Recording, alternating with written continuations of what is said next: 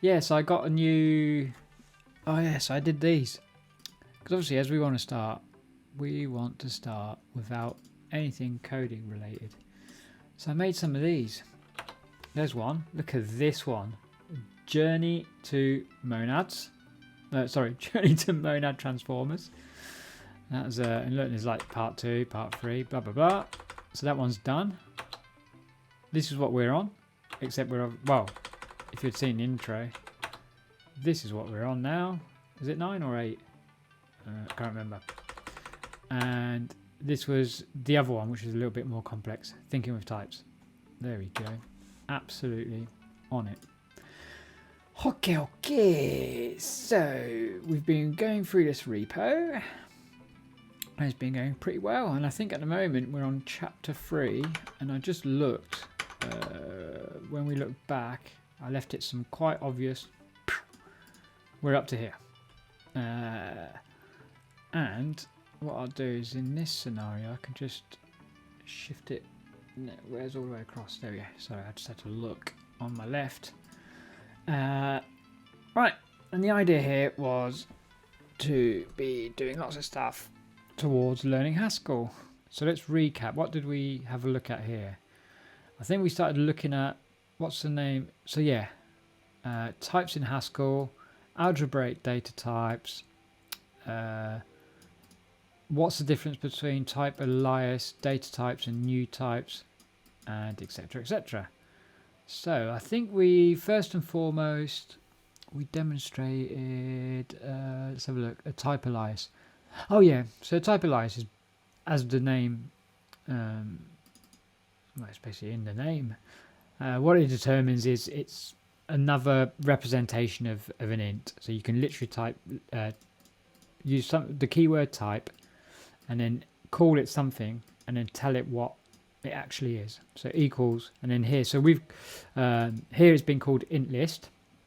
As you can see, it's a list of int, and here's int pair, a pair of int.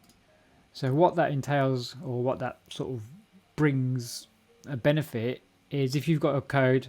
This is a good example. Yeah, but imagine that you've got like a function that expects, for example, I don't know, 4 inputs and they're each string. But then you've got no real way of determining what the string is. So a good way to do this, is a Hyperlyze. And then you call it whatever you want to. So if it was like name, age, but age wouldn't count because that's not string. Name, first name, second name, middle name, whatever. And then you've got a way, because you've called them first name, yes, they are string under the hood, but they're assigned to a specific type that you've given it. So it's good in 2 ways. You can recognize what it is when you go back to your code, rather than having a function with, let me just adjust this. Is it that way? That way. No, I'm off the middle. I'm in the middle. Right. It's a bit awkward because I guess the screen I have to look to, with my fingers pointing, use this finger instead, is over here. Whatever. Anyway, back to this. Oh, my wife's coming out. What's happening? Oh, she's doing a course at the minute. Looks like she's going to have to do some speaking. She's off. Bye. She's doing a course that her work have paid for. And she wasn't sure if it was just listening or she'd have to speak. And I think she's got to speak. So she's going downstairs. Then, what do we demonstrate? We played around with making our own, it looks like. Hold on, is the font, maybe the font I need to put up a little bit. Yeah, there we go. I'll just go up a little bit. What do we do here? Let's have a look. We kind of demonstrated a little bit more what a product and sum type. Okay. Oh, the demonstration was there's things called product type and sum types. So first and foremost, ignoring what they actually are, we wanted to show. So a product type, let's demonstrate what a product type is. And then the first bit that we wanted to sort of show is how this here works. Okay, so much like, yeah, so you start off with a data keyword, and then you name it what you want to name it. So that would be your type name. And then on the right hand side of the equal, then you sort of declare your data type, and then it'd be constructor. So that's your constructor name, and much like these in maybe, those two are your constructor names. And then you'd have your type fields or types of fields. So McKnight expects two types, a string and an int, and then you'd have yourself a McKnight. Another way I was demonstrating is you can also, and I think it will show us later, but you can have it like this, which becomes more handy because then you're not passing two things around. But I think I was skipping. I was like going ahead a little bit. Anyway, so note, the constructor can have the same name as the type itself. Yeah, I demonstrated that there, because if you look, that's Knight and it's called McKnight, and where it can have the same name. See, I demonstrated Knight, and then because ultimately you end up caring about the constructor names. Yeah, don't worry straight away what that might mean. I mean, these might look confusing because I guess if you come from a JavaScript point of view, these are essentially, like an object. They look very similar. If you were to get rid of, the extra colon, it just looks like an object. But what it's saying is we've got this value or this type constructor that's called name, and it's of the type string, and victories, and it's of how many victories it's had, and it's of the type int. Okay, but I'm pretty sure that'll come on later. If not, I can always do a tutorial about that. But it's potentially going a little bit ahead of time, so we can ignore that. Let's just concentrate on this. Okay, the constructors can have the same name as the type itself, and in most cases they are indeed named identically. This is not a problem for Haskell because types live in the type's namespace, okay, and constructors live in the value namespace. So this lives in the type's namespace, meaning when you use them, you're not actually calling that, you'd be calling this side. You'd be referring to this, take that back. You'd be referring to this part in the types and this part in the values when using it. So really easier way to recognize that is if you look at maybe, when you do, here we go, right below, when we do a type definition, we can see we're using maybe and we're ignored it. We're using maybe and we're using int, and then these are the constructors that we end up using below. So here, this is that's a constructor. So anything that's up here with type definitions, then we use the left hand side, and when you're actually using it, the values are here, you use the constructors. Cool. Okay, so let's say value. So there won't be any collisions and misunderstandings from the compiler side. The names are unambiguous. Okay, you can use a constructor name to create a value of the Knight type. Arthur is of the type Knight. Arthur Knight, and then it's a string and an integer, which is exactly, if we look at the type up here, that's all we're declaring. So we're able to say that this is a Knight because we use a constructor McKnight and we've given it two values. So you can think of it as types also. In this scenario, it's certainly like a function. You can clearly see it expects two values. If we were to just give it a string, then it's not going to be a McKnight and it won't type check against that. You'd have to explicitly give it two values. And if you wanted, you could have like a you could have like like this. What was it? String. So we could have it so it expects values coming in, much like this, and then with string. I put Knight, but I meant, oh yeah, it is tonight. String and I, for example, and you just replace these two with S and I. And that'd work the same way because it expects a string and an integer. Okay, so let's remove those.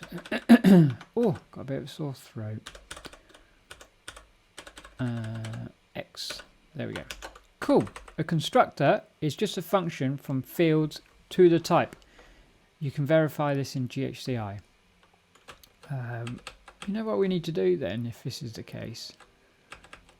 We need to grab this. Is this... Okay, we'll grab that there and we'll stick it. So I don't think this has been, let me see, exposed, because at the moment if you look it's all within, there we go, it's all within the comments. These little ones are comments, so you can see that's the end of the comments, and then further up the top there'll be one of these to start. So what we're saying here is we're going to expose this that exists, this data.night, and then we'll, like that. I'm just going to start the REPL so we can have a little mess around in it and follow the instructions that it gave us. This is just complaining, well it's not complaining, it's just telling us that our warnings, and I think they're just majority saying that you're using stuff that isn't available. Oh sorry, it's not being used. So we can just ignore that, it's only warnings. And let's follow our, where did it say them? Where's our first thing we want to check? Here. So inside our REPL, we can do that by doing, first we'll load it. We're going to load this file. Is it chapter 3, I assume? Yes. I think it's just called chapter 3 on its own. Yes, it is. So we can do, what is the type of McKnight? There we go. So the type of McKnight is a string. It takes a string and an integer and returns us a night. So you can see McKnight, when you use McKnight, which is the right hand side within a function, so we can see where did we use it within a function? Oh, just above here. Here we go. So when we use it here, it acts as a function. So it has got a capital letter, like the McKnight. Oh, I should mention, I didn't mention, but all types need to start with a capital letter. That's an important thing. And then so this is when it's used up here. So that's to do with the types.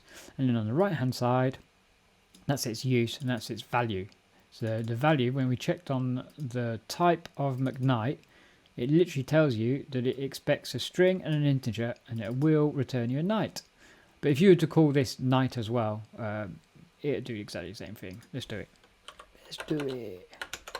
Like that. Let's reload. Here we go. We'll reload that and then we'll, what are we doing? Oh yes. Type. It's not McKnight this time. It's just night. There we go. Exactly the same. So you can see that the name is irrelevant, but it's just in its use when you see it. So you can hear you're declaring it in a type up here, and here actually that would now become like that. Okay, so when it's calling inside the body of a function and you're using a type like that, you're actually referring to this. And it's very much the same when you're referring to just and maybe. Just and nothing. You can't use maybe from the body of a function, but you can use the constructors. So this is the same deal.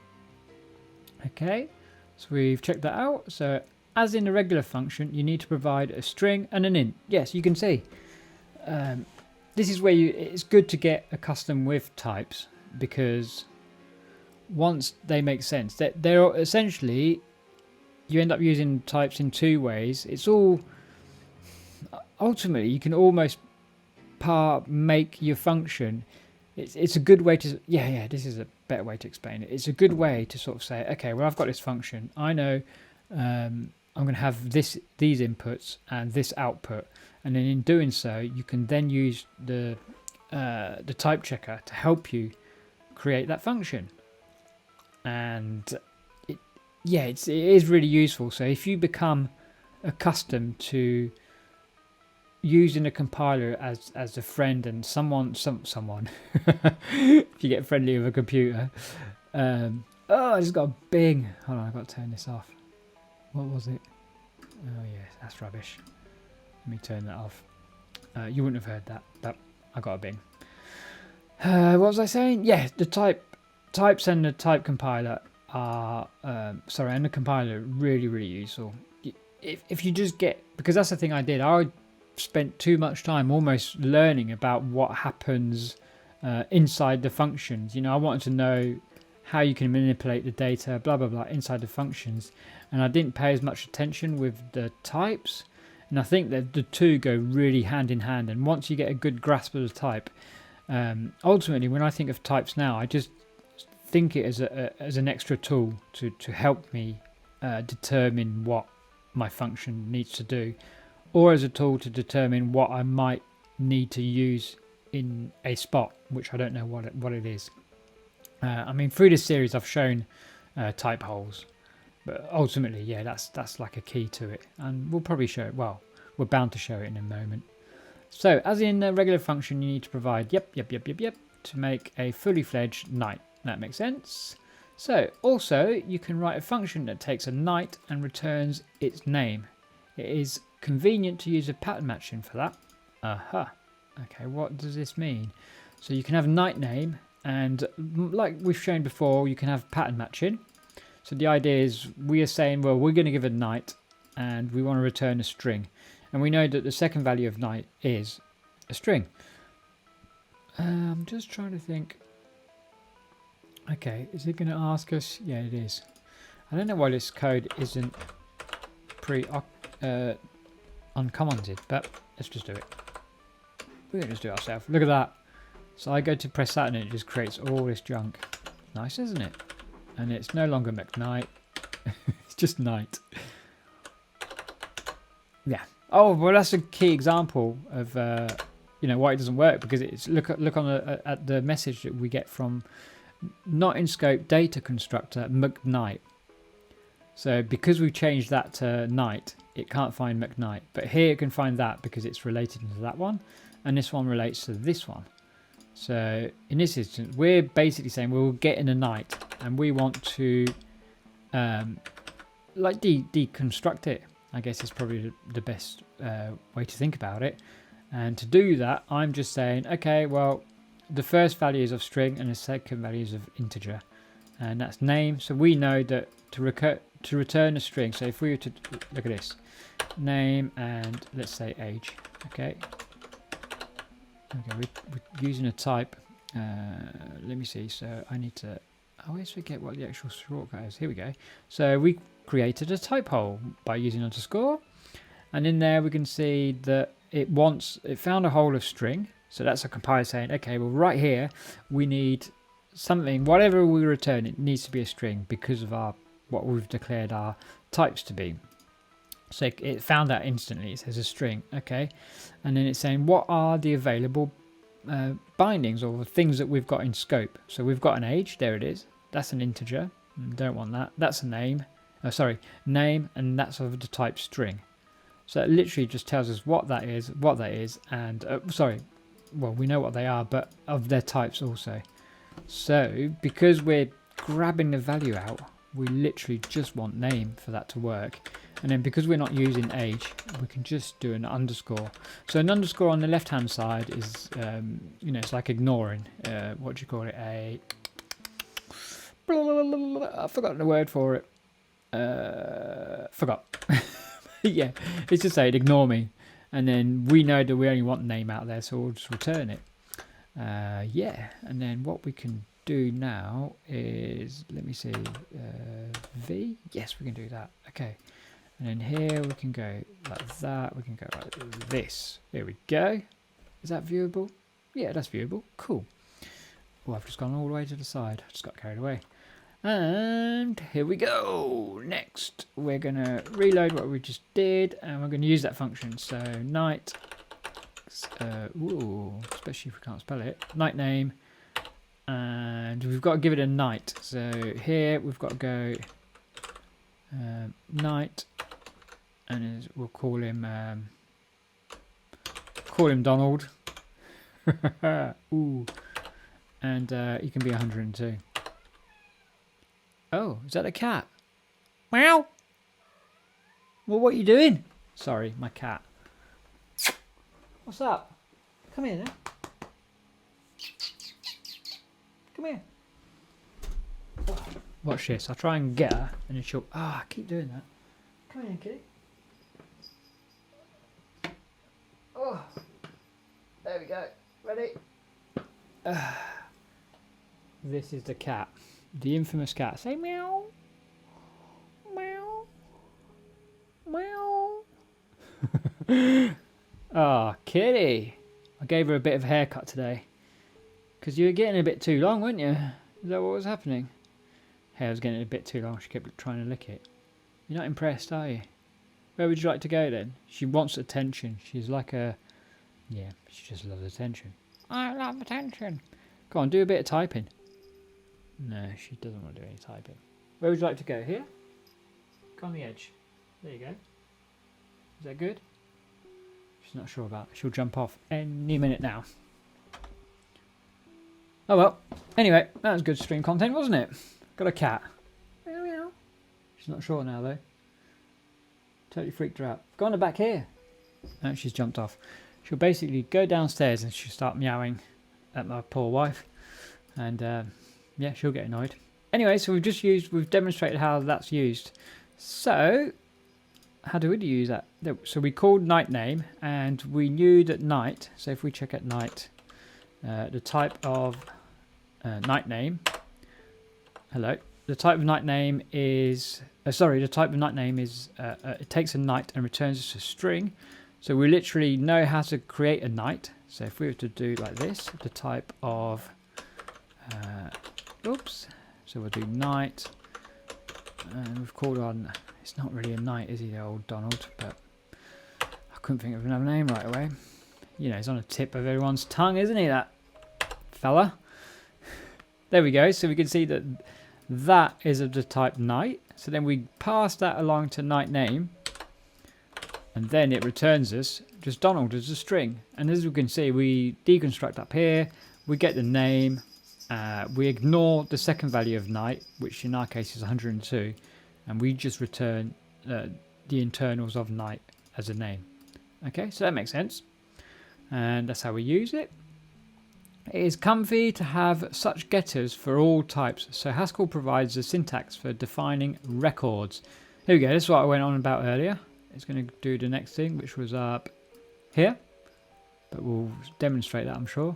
Look at that. I mean, it's it's almost the same. Where are we? So defining, where's records? Records. So syntax for defining records. Named parameters for the product type, for the product data type fields. Okay, so this not make too much sense. So name make too much sense, even if I can't say it properly. A product data type fields. So we know that this is a product type, and it's just saying that you can make these a record. So yeah, so you can basically, instead of having how we did it here, you can have it like this. Again, we couldn't remember we named it as night, but here it's just named McKnight. So it's going to demonstrate how that works. So records have similar syntax for defining in Haskell as unnamed ordinary product types. So hold on, records have similar syntax for defining in Haskell as unnamed ordinary product types. But fields are specified in the by the comma. Each field, hold on, I'm just going to read it. Okay, I'll explain that differently. The same definition of night, but the record should be written in the following way. Okay, hey, how's it going? Hold on. Leo, got it. Look at this. I'll remember names before I get good at Haskell. I mean, I don't know what I'm talking about. In this one, we're just going through. What are we going through? The Learn4haskell. No, Learn4haskell. We're doing this little course, Learn4haskell, and at the moment we're looking at data types, and we're literally looking at records for data types. So the idea is we've got the data again, keyword. Let's get rid of this. These aren't a part of it. I'm going to expose it so then we can sort of see it, because you know when you see a bit of colour, I feel a bit honoured you remember my name. I wouldn't. That is cool. Oh, what have I done here? Why are you not happy? Hold on, it's not happy. Oh, of course it's not happy because it's going to complain. If we look at the error message, which is here, it's basically I've got a multiple declaration. So we've already declared one, haven't we? I'm going to change that McKnight again to night. There we go. It's going to be happy. Now it's not going to be happy because we've already got a function called night name. See, there we go. Just put V. There we go. Cool. So I've not like totally changed it. I've just changed the names. So it works much in the same way as when we did it up here. Go on then. Don't want to sidetrack you, but have you seen the monoid-based function implementation for rotation that someone posted on Twitter? Oh, no? Give us a link. I don't mind a bit of sidetrack. It's fine. Keeps us on our toes. Yeah, I'll have a link. We'll have a look. Yep. So, what was I saying? Oh, you have sidetracked me. I've forgotten what I was saying. It's your fault. Oh, my cat's going. Oh, you missed my cat as well, if you just joined. What's the matter, kitty? You're making a lot of noise. Hold on, I might let her in my bedroom. Oh, there's a link. Hey, how's it going? It's a post by Iceland Jack, so you can imagine how mind-blowing it is. Oh my goodness. Okay, I'm going to open the door for my cat. I'm going to come back, and then we're just going to sit here and get confused. I'm ready. Sorry, I'm back. Oh my goodness, it's kicking off. I'm missing comments here.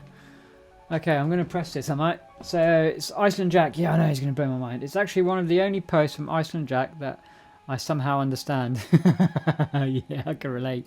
It's pretty simple implementation, but I wouldn't think that it can be implemented like that. So, still mind-blowing to me. Same. Oh, I'm a bit scared now. Here. Oh my god. Okay, I'm pressing it. Ready? We're here. I'm pressing plus. Stack Overflow question. So, what are we showing? I think this is the most Haskell-esque answer in the whole topic and should be accepted answer. It's beautifully demonstrate a very nice use of monoid instance of monoid B A to B type functions by mapend, as I say it, or its infix operator version. Yeah. So, oh, I can't highlight stuff that's that. For monoid instance, definition C, blah blah blah. Just so cool. Here we go. So rotate, take. What is that? What we were doing the other day? Hold on a second. It is. What did we do with rotate? I'm going to go look in a minute. So take and drop. And then mapend it. No. That's not right. No.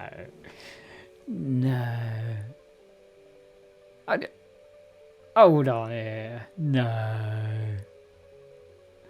Take. Okay. So you'd have to.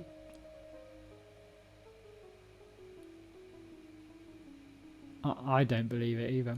Okay, I'm going to try it. Oh, so rotate. Hello. Oh my! Don't start freezing. Goodness, it's going a bit funky now. What was I doing? Oh yes, so it's rotate. Sorry if you're one. Well, this isn't like complex. We had this question in the previous, didn't we? Oh, I can't keep doing that. It's okay. Get used to it. So it was right. My keyboard's going a bit mental. Oh, come on. Take.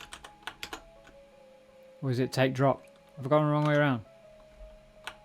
Rotate the PP. The PP. Rotate PP. Oh, I need an integer, don't I? Of course. Because we need to say by what we're rotating. There we go. Okay, so that would be n. And then it's saying that it would automatically go here and here. Is that what it's saying? Yes. And then I assume at that point... But how come it goes into here? Because of the monoid. That's the bit I don't get. How does the end automatically get into this side? And that in turn is equivalent to this. Okay. Because it is its monoid instance, which is equivalent to that instance, is B is equal to C to D and D is equal to E. Well, semigroup is enough, but that's the same here.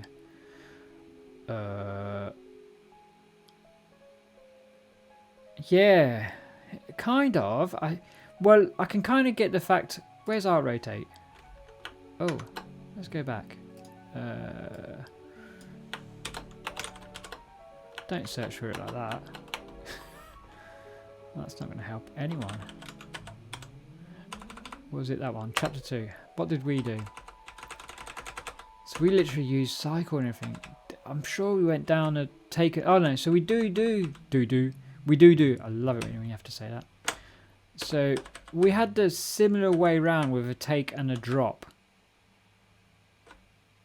But what we had to create the eye by doing that, and then but then we used cycle, didn't we, which made it infinite. So it's nothing like the same at all. So hold on then, go back please. So rotate, it takes, I think, hold on, stop slowing down, and then we can call it X's, for example, can't we? Sugar. Have another one here. Oh, that just crackled. I need to fix that, don't I? Okay, so we've got that.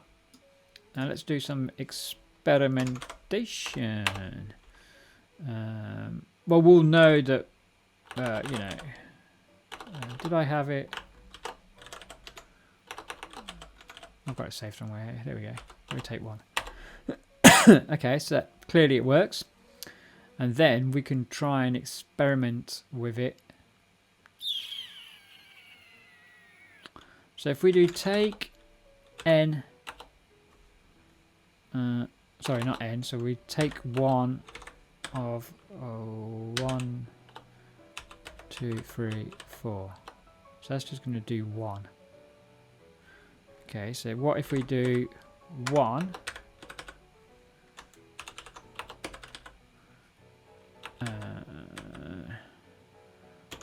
drop?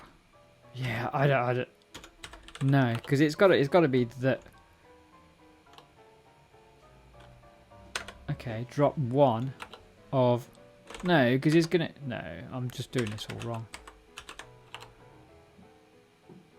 Well, poop the bed. 2, 3, 4, 5. How?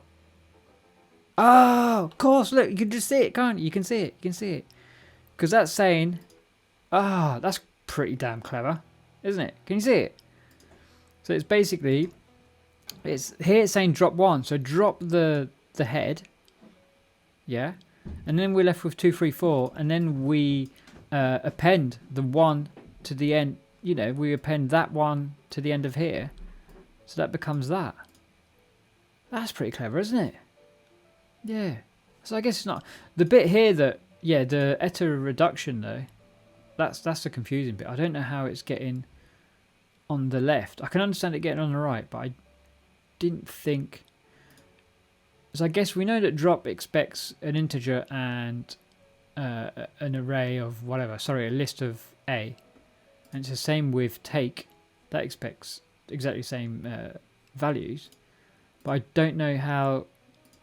I want to ask him. Is there someone who's asked?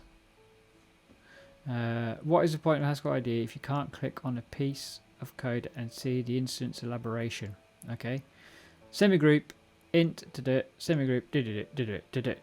There's a whole world of type class. I'm going to ask him. Let's do it. We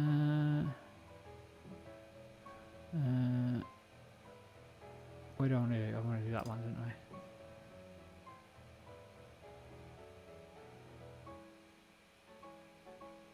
Does it break when you call it with an int larger than the list size? I'd imagine. Don't know. Let's find out. That's what we'll do. So like 5, ideally. Nope, it just returns exactly the same thing. So I guess it can't drop or take anything that's higher than that. So the right hand side will stay, because you're saying take 5, it'll take all of them. And then the left hand side of the append will say drop 5, so it will drop everything. So you'll have the list plus an empty list, and then it will just return you exactly the initial value. So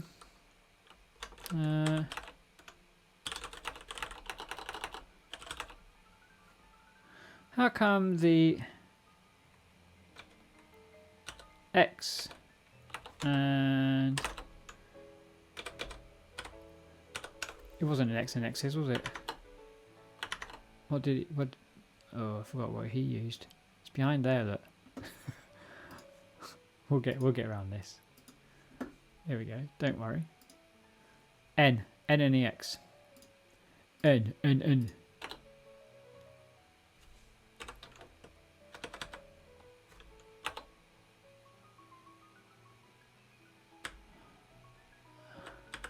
How do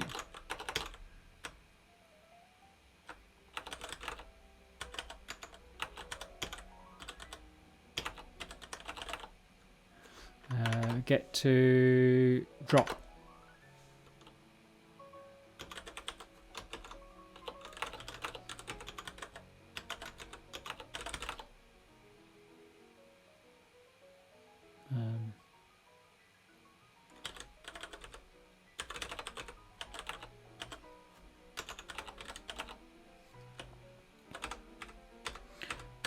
Oh, you can't have like, it'd be nice if Twitter had code styling.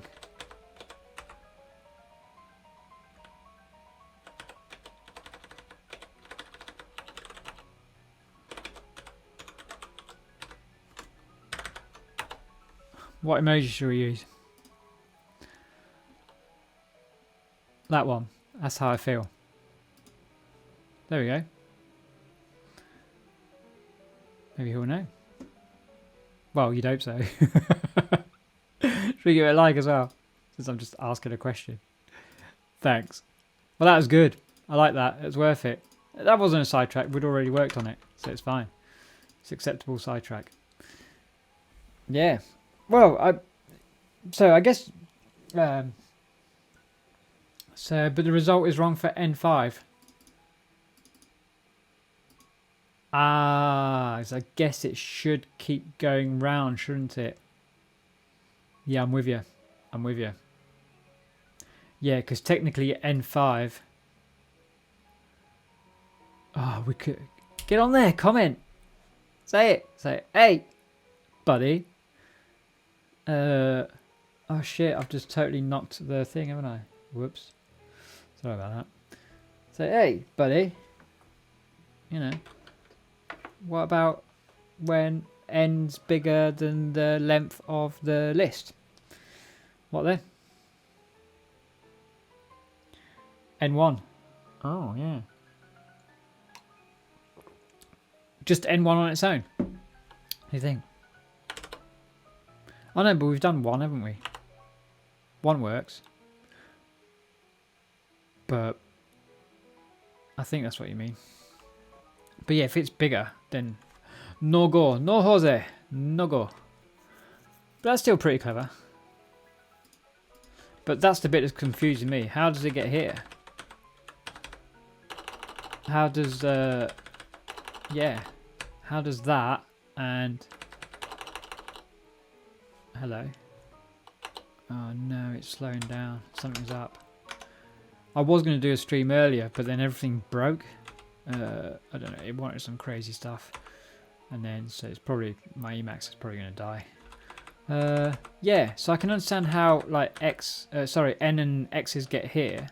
Oh, hello. By the take. Over here. Whoa. Whatever. Oh, I don't like it when it slows down like this. It's really frustrating. There's like a lag. But I don't understand how it gets to there. Anyway, we'll keep going.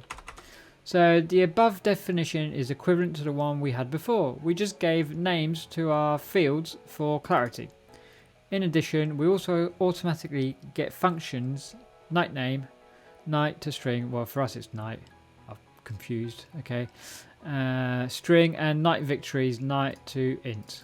Okay, so we're going to do exactly the same. It's saying by... Oh, hold on. What's it saying?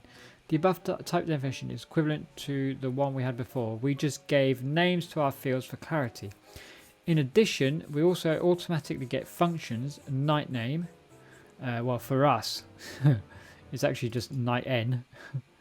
And that is a function that expects a night and it will return you a string. So instead of having this, that's why it was commented out, wasn't it? Okay, let's just do that.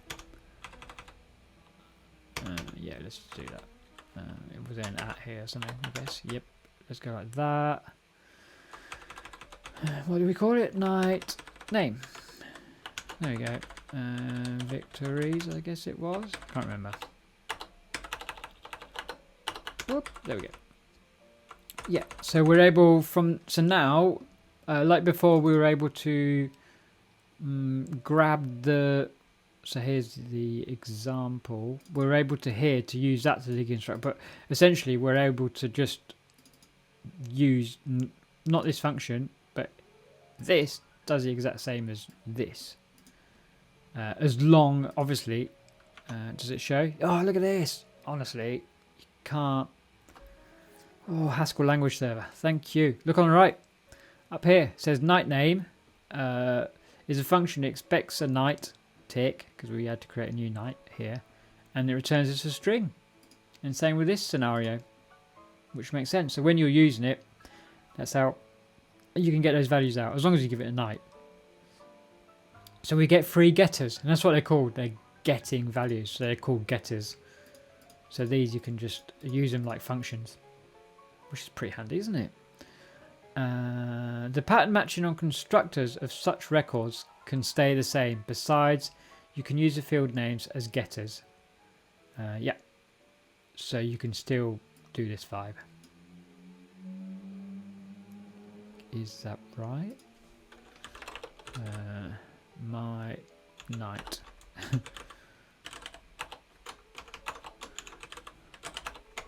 Night to string, for example.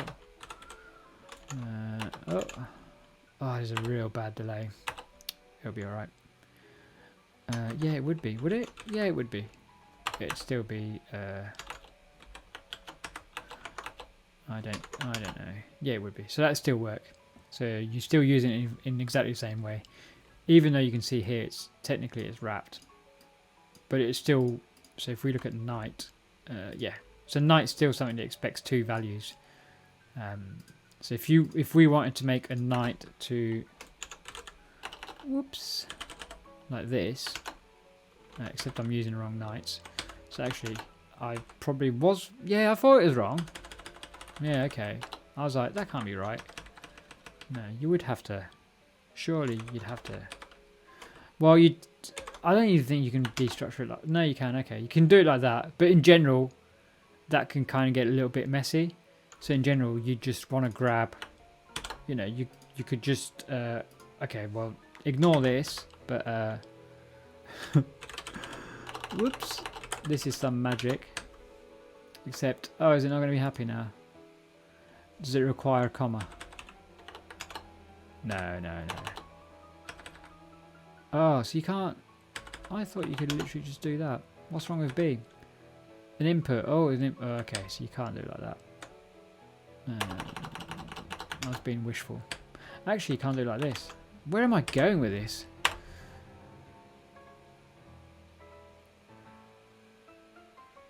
Let's pass it. I'm having a bit of a brain freeze, but whatever happens.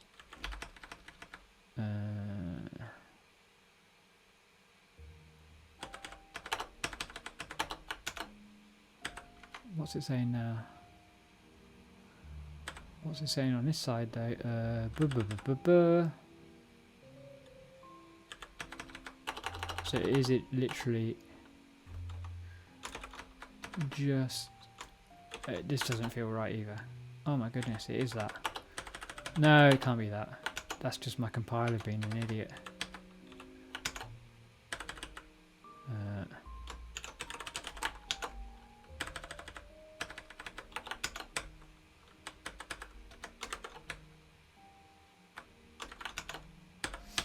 Well, anyway, the best way to do that would be to grab a value out, would be to do night name of A, because then that returns you a string. That's how you get it. I don't know why. I think general, yeah. I can't remember if you can deconstruct something or not. Can't remember. Anyway, let's keep going. Whew. The above type definition is equivalent to one we had before. We just gave names to our fields for clarity. In addition, we also automatically get function night name, night to string, and night victories, night to int. This was record. That's what record brings us. Oh, I've already read this. Free getters. The pattern matching on constructors of such records can stay the same. Besides, you can use the field names as getters. But it's saying here, look, so the pattern matching on constructors of such records can stay the same. I don't know about that. I mean, it was complaining to us. I thought it was that. So why? That's fine. We'll just put an underscore. Oh, hello. Come on. Yeah, it's just freezing. What are you freezing about? Yeah, I don't know. I don't. That's. Couldn't actually expect a night with actual night. Okay, well, first and foremost. No, you can do it like that. Oh my goodness. Today, I'm not having a good one. I was, yeah, because that's why I thought that's what I did at first. But then you can do this magic. You can do night name, night. Which is pretty counterintuitive. But yeah, you could do that. Essentially, we're destructuring it here. So we're able to get the two values, which is night name and night victory. Or we'd name them whatever we want. And they obviously go in order of this. Or you can do an at, which gives this whole thing. So sometimes you want to get specific pieces out, but you also want to keep it as a whole. So in this scenario, we've kept it as a whole, and we've just we've got the first value, which is night name, out of it, which is a string. Yeah, I don't know. Yeah, it's probably not super learner friendly, that one. But that's how you use it in case you ever come across it. Yeah, that really threw me. Why? I think that's because that's because of learning PureScript first and doing PureScript and Haskell side by side. When it comes to objects, they're very different. PureScripts are really good. Haskells are questionable. But not at a type level, so I don't know why I've got it. Don't know. It's just in my head. Get it confused. So we are using particular naming scheme of record fields in names in record types in order to avoid collisions. We add the data type name prefix in front of each usual field name. So it's basically saying here it's good practice rather than just calling something arbitrary like a name, age, something like that. You're going to get a little bit stuck because if you're going to use multiple age, you know, you want to sort of So imagine we've got a knight and a king, or a queen, for example, and they're both going to have name, and they're both going to have victories. And then when you're going to try and come and use it within a function, it's, you know, how do you know which age and which victories you're dealing with? So that's why if you to give it like the prefix of what it is, like a knight name and a knight victories, then you're more likely to get it right and stop collisions. That's the idea what it's saying.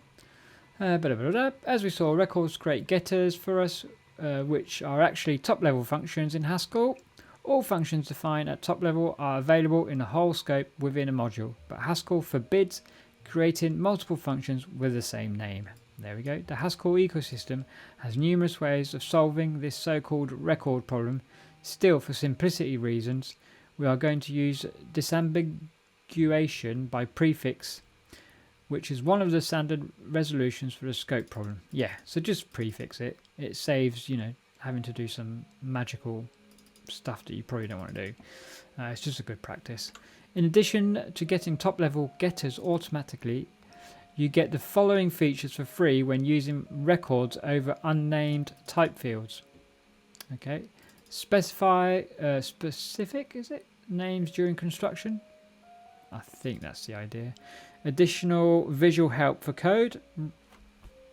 Record update syntax. Okay, so that's what you get for free. By default, all functions and constructors work with positional arguments, unnamed, that are identified by its own position in a type declaration. Where's an example of what they're talking about? You write a function or a constructor name first, and then you pass arguments separated by space. But once we declare a product type as a record, we can use field names for specifying constructor values. Yes, okay. That means that the position doesn't matter. Okay, so what it's saying, let's compare. Okay, so it's saying that we can use it in two ways. We can use, I can demonstrate here. We can use it in, let's return a knight. Hello, and just do whatever madness I just did there. There we go. So this is going to be wrong. That's cool. We're going to go back to this. That's fine. Actually, we're just going to, no, that's fine.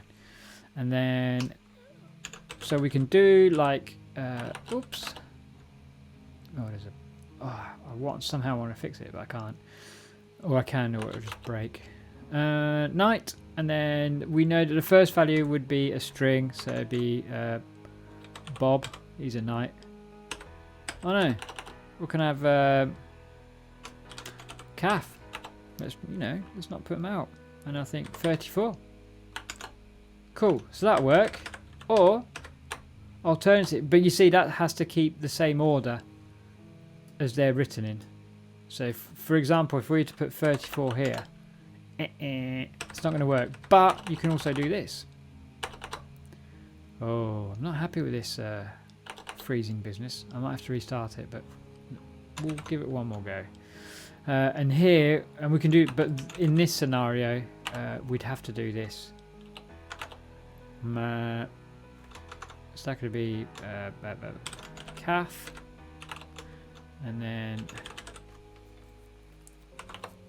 and that would be, I thought it was age, and that would be like she's had loads of victories. There we go. So if we want, we can also return it like that. So that's pretty useful. So why is that handy? It's because you might not, you might not want, oh, this is another, here we go, I'll show you another example. It wasn't age, was it? It was a Vic. Vic, watch this. Hello. Well, you can explicitly return Vic like that. So say you just want to change the value. Say you've got a knight and all you want to do is, oh, actually, let's do it the other way. That's silly, isn't it? We'll keep the name the same. Actually, here we go. Prime example. So we could have a function like that, and then we want to Vic +1. So we could do like increase Vic by 1. There we go. So we've created it. That's pretty cool, isn't it? Rather, I have to do some sort of magic. I mean, for some reason, I'm down with it now, but it took a lot. But if we do it, it'll be like this. Here we go. Ready? Yeah, you have to get some of these. You gotta get some animation. You know, you got to step it up. But you're bringing the content. I'll bring the comedy. Yeah, well, I do that because I'm too lazy to do the actual coding. So you know, that's what I'm saying. I'll bring like the what sort of distracts people, and you can bring the actual content. Right. Anyway, back to this. I guess we should do. I kind of wanted to finish this chapter, but I just keep talking about other stuff. Okay, let's do it. So we are using particular name schemes. Do we already read this? I don't think we have. Yes, no. Yep. So we've explained that. Yeah, so-called record problems. It's my favourite feature here. Oh, it's actually moved. That's good. In addition to getting top-level getters. Oh. Right, so we get this. By default, all function constructor works with positional argument, unnamed, to identify by its position. So, okay, so I didn't quite understand what that meant, but we went through it anyway. This is an alternative way to value custom. Yes, so we're able to do that, and then I demonstrated that, you know, if we could call this new victory, and then that would just +1 to the vic there. That's the idea of that. Or you could even do this. There's another way of doing it. We could have it as night, and then we could do on this side probably a little bit of a long way around.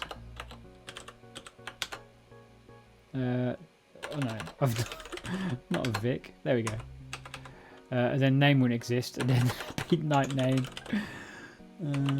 of night, which, as you can see, isn't quite as attractive, but you can get the idea. You've got like a function that you give it a value of night, and it'll get you the night name out. So that's pretty cool. But if we go back, I think this way is a little bit cleaner. Back. There we go. So we do the destructuring here on the left-hand side, and then inside the body of a function, we've got access to both of those. Yeah. So that's that. After we created our custom types and defined some values, we may want to change some fields of our values, but we can't actually change anything. Remember that all values in Haskell are immutable. Yeah. So when we did this, we're never actually changing the original night. We're just going to return a brand new night with the new values. Okay, so the original. So say you were to have. Here we go. Ready for an example? Let's do it. We'll call it up my night.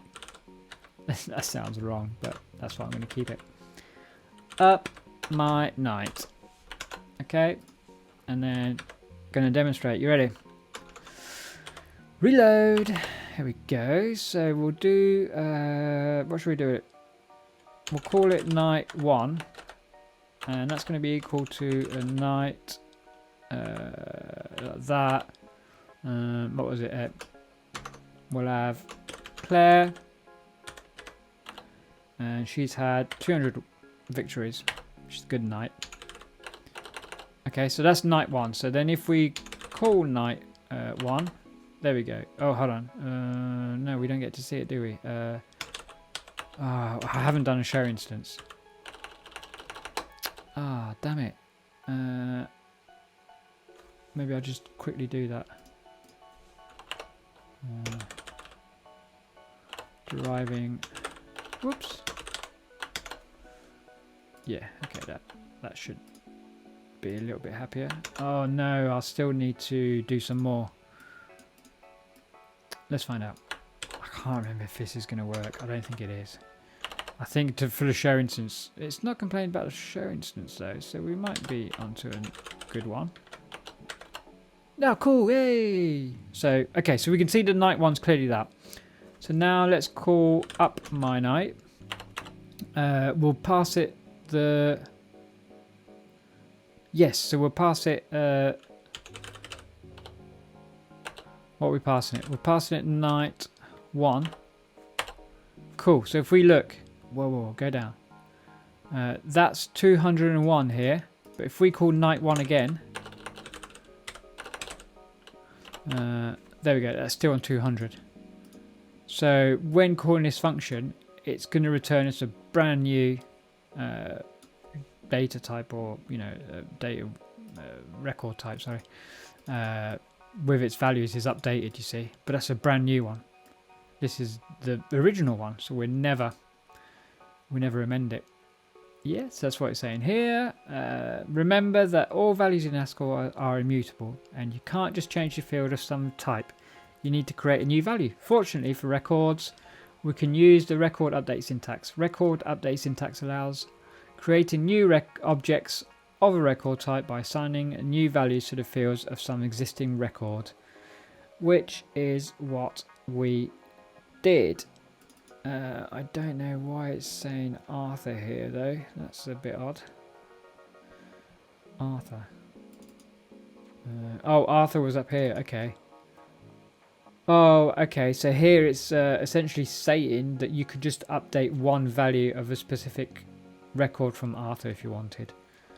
So you can grab Arthur, which we know is a knight there.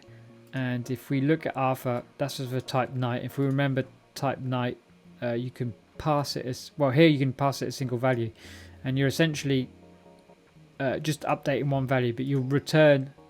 So let's do it. Let's do. Actually, I'll just bring it out, and then we can just change the name, can't we? Oh yeah, here we go. And then this beautiful stuff. Yeah, you're not going to work. It's fine. And then here we can just... Should we just call it? Yeah, let's do it this way. Look at this. Here we go. We're going off-road here.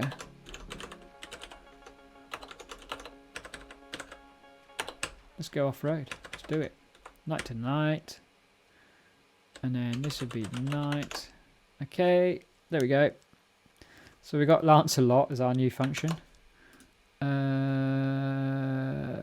And let's use this one. Reload that, and we'll do Lancelot. Hold on a second. Oh, what have I done? We don't want to do that. We want to do it like this. Don't like that. Don't like this. Okay, so we know that night 1 is that. Okay, so the night name is Claire, and then if we call Lancelot with night 1, not the rest of the content. There we go. Look, we've changed that to Lancelot. But if we called night 1, that stays the same.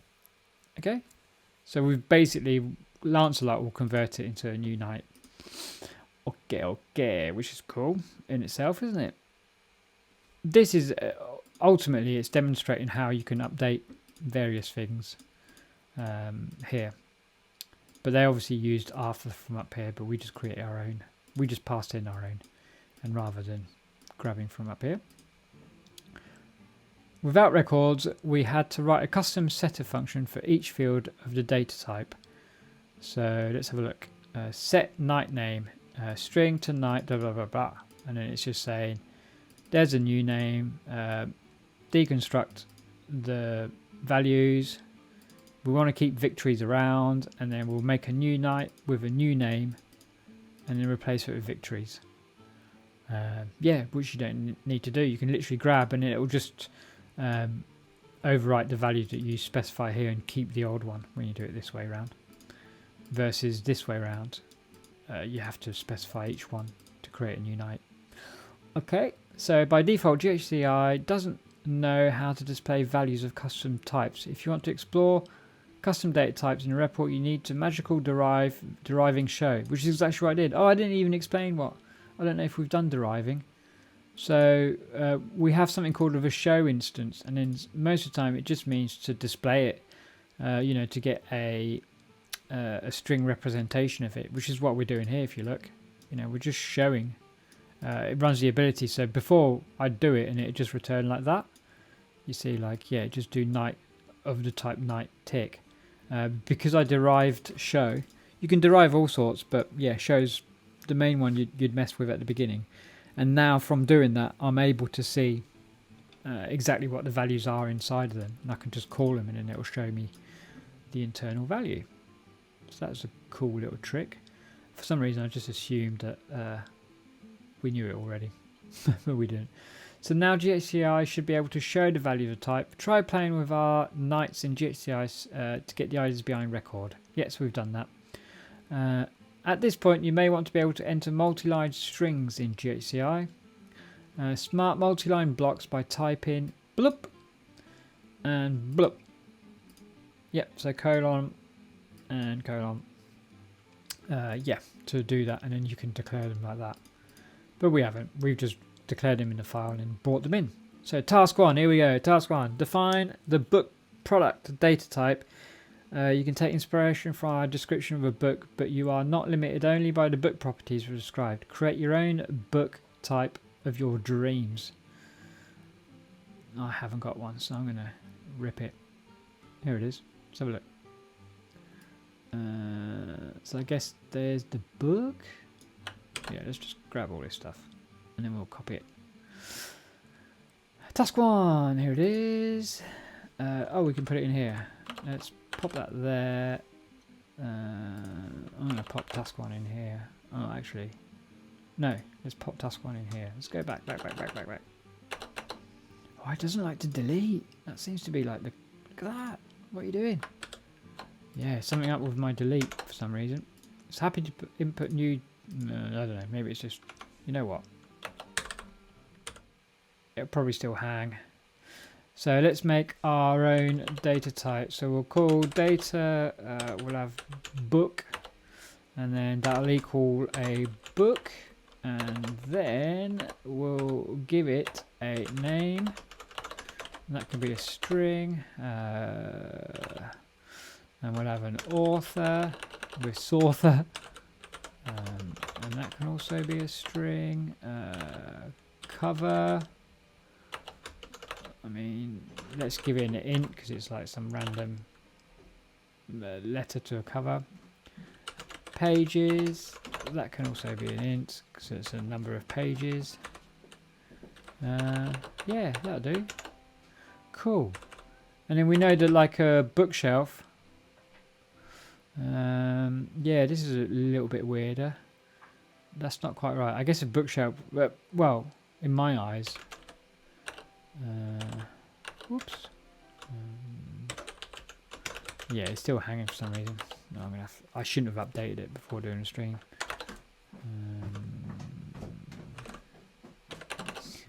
Come on. Come on.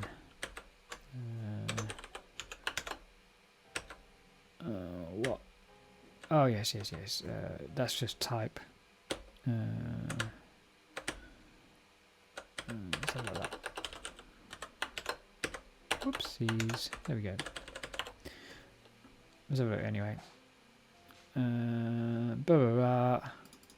Book properties will describe. Create your own book type of your dreams. Okay.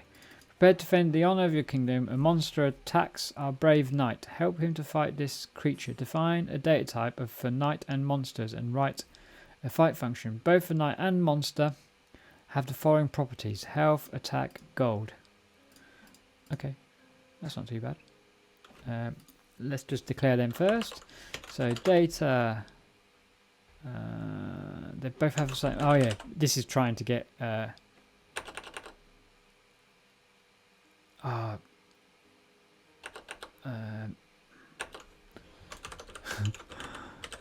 I'm just going to go like that because we've...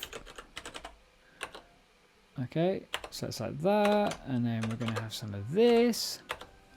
Here, we want some help.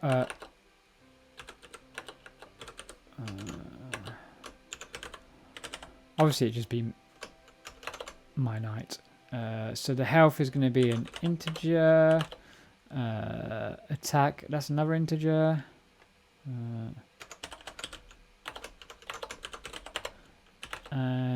gold. Number of coins. Int. Should we give him a name? I feel like it. I feel a bit sorry there. He's gonna get a name, our knight. Because you might have multiples of them. It's not just gonna be one, is there? My. Look, I've gone totally against the naming convention. It took like a second. My knight, name. What was the first one? Health. My knight, attack. Whoops.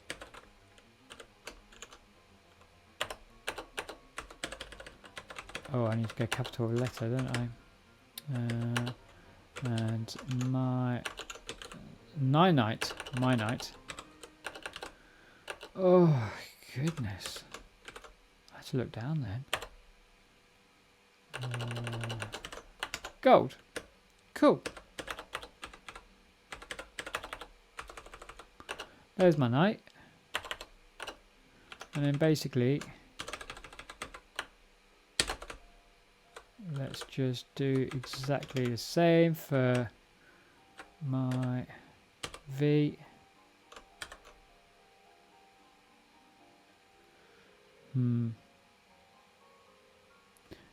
Hold on, let's do something different. Okay, let's not worry about my monster. Sweet. And then it should complain, but it's not, so I don't know.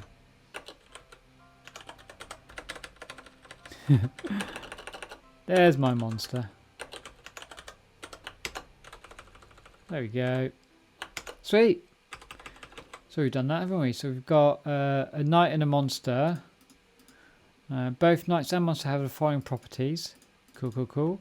So we want another function called fight. I forgot it. Oh, why is it? I don't know. It's just hanging. Shutting it didn't solve it, so I don't know. That takes a monster and a knight. Okay, we can do that. My monster, my knight, and returns us what? Performs a fight following the above rules and returns the amount of gold the knight has after the fight. The amount of gold. Okay, so I guess it just returns us an int then. That's probably the idea. Has after a fight. The battle has the following possible outcomes. Knight wins and takes the loot from the monster and adds it to their own earned treasure. Monster defeats the knight. In that case, returns -1 to the coins, I guess. Neither the knight nor the monster wins. On such occasions, the knight doesn't earn any money and keeps what it had before. Okay, so we need to like... I mean, is it even going to... Okay, well, let's just give it another type that's going to say... because I'm not going to start doing random numbers because it's going to be way ahead. But what I will do is... what should we call it? I'm just trying to think. Okay, so we need another one. We'll call it... what should we call it?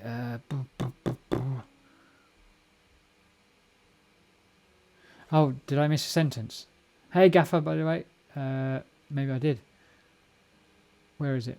Prepare, defend, monsters, knight. A data type for knights and monsters. Right, a fight function. Both knights. When a monster fights a knight, the knight hits first. And the monster hits back. Only if it survives, health is bigger than 0. A hit decreases the amount of health. Yeah, well done. There is that, isn't there? Okay, so what do we... I mean, ideally, you'd return my knight back, wouldn't you? With a new value, rather than just the whole thing. And then we'd want to do a fight of Should we yeah, let's just get them all out. No, hold on. Do I? No, I'm gonna do it like this. So my monster and my knight. We can't do them in do blocks yet. So we'll do some lets. Yeah, let's do some lets. Oh, do we? Hold on. What was the thing? It wants to check. That define. Here we go. When a monster fights the knight hits first, and the monster hits back only if it survives. Health is bigger than 0. A hit decreases the amount of health by a number represented by the attack field. So I guess it only checks once, doesn't it? And then, or will it recurse? I guess it's whoever's got the highest health, but I guess it's not. The knight hits first and the monster hits back only if it survives. Oh, okay. So let's grab... actually, let's just simplify this a little bit. Yeah, so...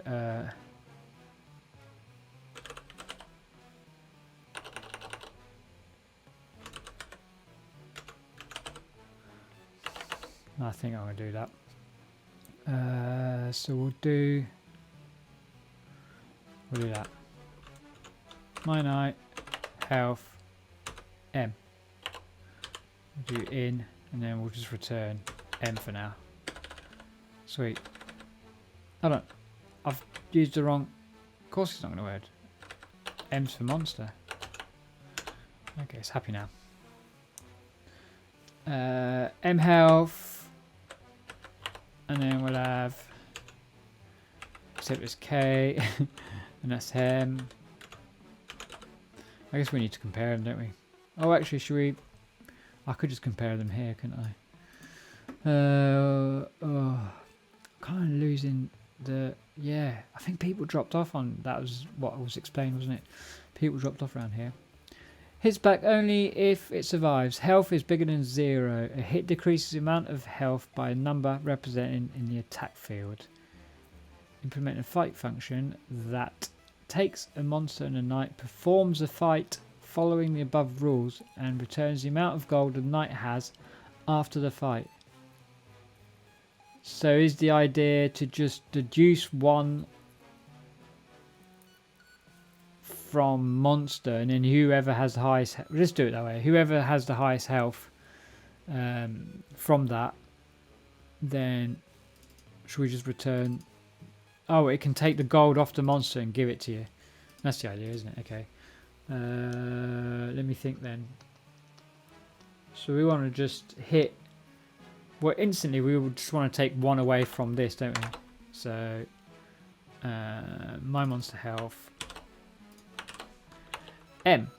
Yeah, so we've got the health of my monster, and then we want to check case. What? Oh no, we were going to do it like this, weren't we? I don't think that's going to work. Yeah, it is. No, it shouldn't work. What have I done? Yeah, that'll do. Case of my health.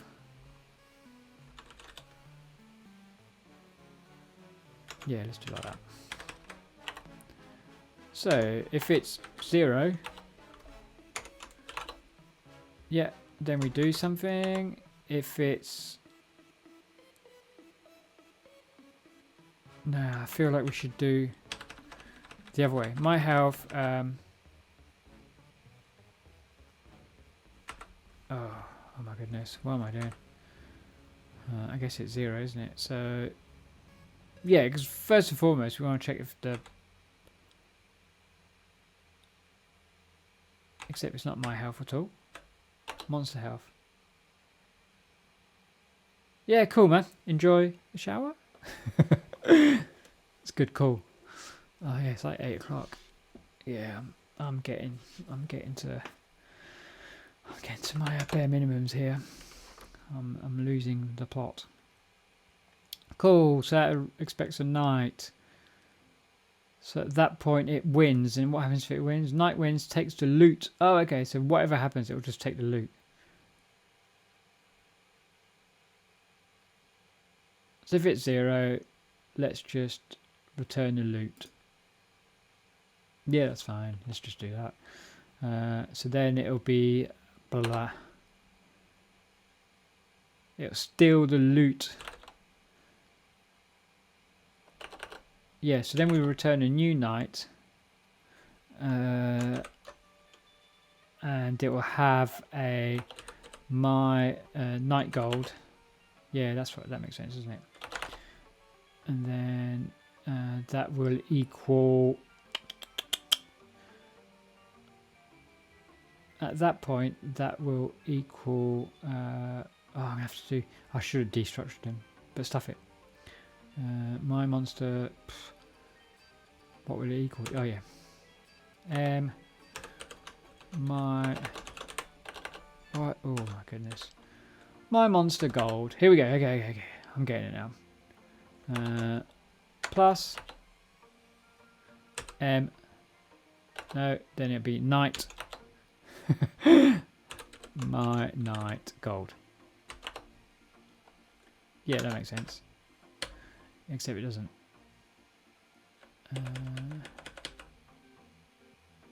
What's wrong with you? I've gotten the wrong way around. Oh my goodness. There we go. We've done that. And then otherwise, A. And then now we want to compare. I mean, ultimately, it's that or A is lower than. Yeah, it's kind of like monster defeats knight. In that case, return -1. So I guess it'd have to be 0. Yeah, this isn't. We have to like nest stuff. I don't know. I'm not really 100% about this, but let's just keep doing. The explanation is a bit vague, but we'll keep going. Okay, so we know that if for some reason, right, so we get the first hit. So this is our first hit right here. Okay, so we can just like say first hit. Okay, so we've taken 1 away from the health of the monster, and then we want to case that just to see. Well, we probably don't even need to case it. We could just do. Let's oh, maybe I can just do. No. Oh, I'm so confused. Let's do it like this. No, I'm going to keep going. Okay, so that's the first instance. If it's 0, because that means the yeah, it just feels wrong, but whatever. The knight's dead. Sorry, the monster's dead. If not, A. So now we want to know who's won. So who's got the highest? So this is A higher than the health of the knight. Yeah. K health. Why don't you find it?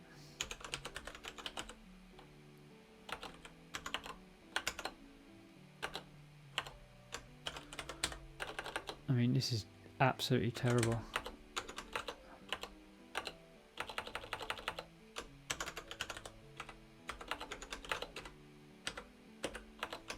We've got like nested cases, which is totally not very nice, but okay. So if A, let's call that, instead of A, let's call it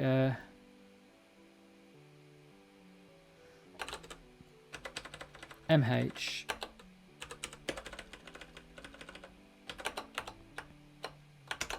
Still the same. Okay, so if MH is greater than oh, we don't even need to do it. Blimey. What am I? Seriously. if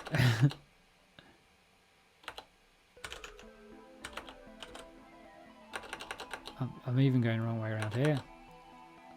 If, then, else.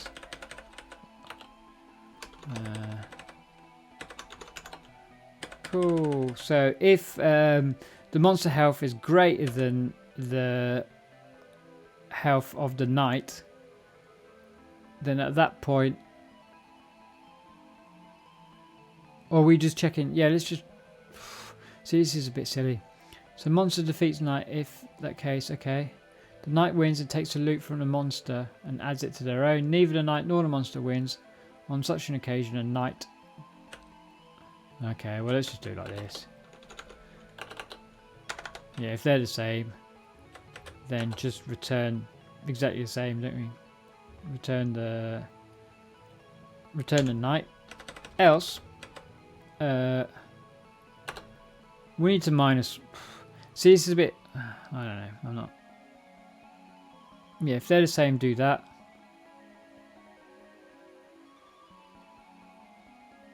It doesn't feel right. There's no, there's no real explanation. I'm just going to return. I don't know. What should we do? So I'm pretty over this bit. It's kind of like the explanations aren't really there. Do you know what I mean? It's just saying like, oh, if the monster defeats a knight, in that case, return. But how can you dictate that the monsters? So you'd have to have a health of 0 for the knight, but then, so there, does that mean that if you attack the monster and it had 1 greater than you, and then if it's the same, but then what happens to the money on there? The money stays the same. Here, you only lose 1. Okay, right, let's just do it. Okay, so that means that you've killed the monster. No, so it's not even a win. See, it's a win just by being greater than one and the other. This is... Okay.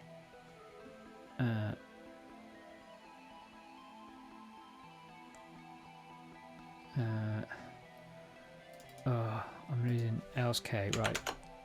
We get the idea. It's just stuff it. It's not like, I don't know. It's a bit silly. I don't really. Yeah, I don't know why I just didn't do it. Perform the fight following. Knight wins and takes a loot from the monster and adds it to their own earned treasure. See, but it doesn't really dictate what a win is. Does a win mean that your health, after 1 hit, your health... implement a fight function that takes a monster and knight, performs the fight following the above rules, and returns the amount of gold the knight has after the fight. The battle has the following possible outcomes. Okay, so I guess it can just be... Let's change it. Let's go to an int. Okay, we find out the health of we found out the health of the knight, the health of the monster. Now it's been hit -1. Okay, and then we just want to check. We can just do an if. Yeah, let's just do that. So if so basically we want to find out the knight. So if the knight health is if the health of the knight is greater, yeah. So if K health is greater than M health, then that means it's 1. Then it's going to eat up the money. So if that's the case, just return that. That makes sense, doesn't it? See what I'm saying here? Else, if then. So otherwise, if it loses, but this is what's silly. So it just takes 1 away. Okay, so then my knight gold -1.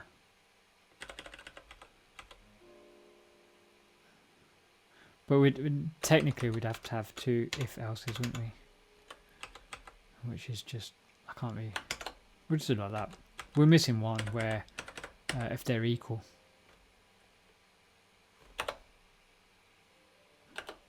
And if they're equal, then yeah, I'm not going to nest them, so I'm going to leave it like that. Okay, what time is it? Okay, it's 20. Another powerful ambassador of ADT, algebraic data type, is sum types. So we've looked at product types, and now we're looking at sum types. Unlike ordinary records, product types that always have all the fields you wrote, sum types represents alternative of choices. Yes, sum types can be seen as a one-off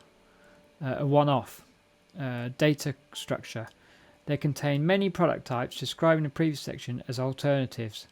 To define a sum type, you have to specify all possible constructors separated by a pipe. Each constructor on its own could have an algebraic data type that describes this branch of the alternative. That's what I was going to go down, basically. I was going to just make an alternative. I was going to make a, like this, something like data is winner, like that. And I was literally, I was going to do 1, lose, draw. Yeah, and then I was going to pattern match. I was going to add it as an extra value like this. So is winner, like that, and then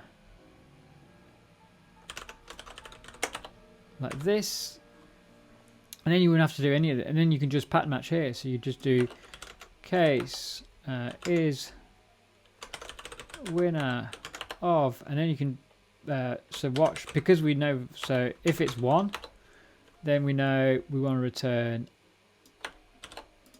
this. If it's lose, see how much easier this is if you just end up using data types. And then when we lose, we return that amount of money. And then if it's a draw, I guess that's probably why I was just oh, look at our first. And if it's a draw, we literally just return the same gold. There we go. Look at that. Much nicer, isn't it? So then we're ultimately, yeah, we're dictating what happens from here, from there. But really, we wouldn't take that one here. We wouldn't need the health at that point. So really, it could just be like that.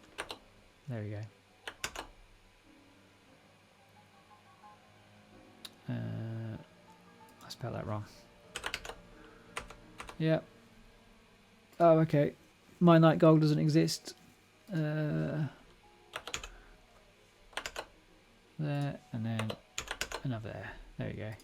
There we go. That's all we do. So if we won, we return that. If we lose, we return -1, and there. And then we could have and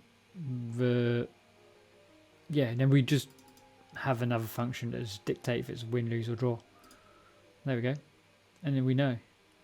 And within that, we'd be able to automatically, well, it'd be like win, lose, or draw. It'd take 2 integers.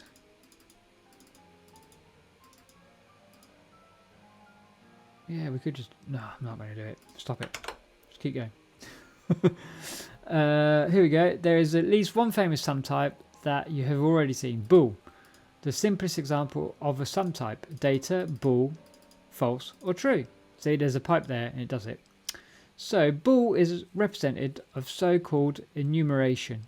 Enumeration, okay, a special case of sum type. So these are sum type because they have just a single value. You know, it's just one of. And then these are records because there's multiples. Yeah.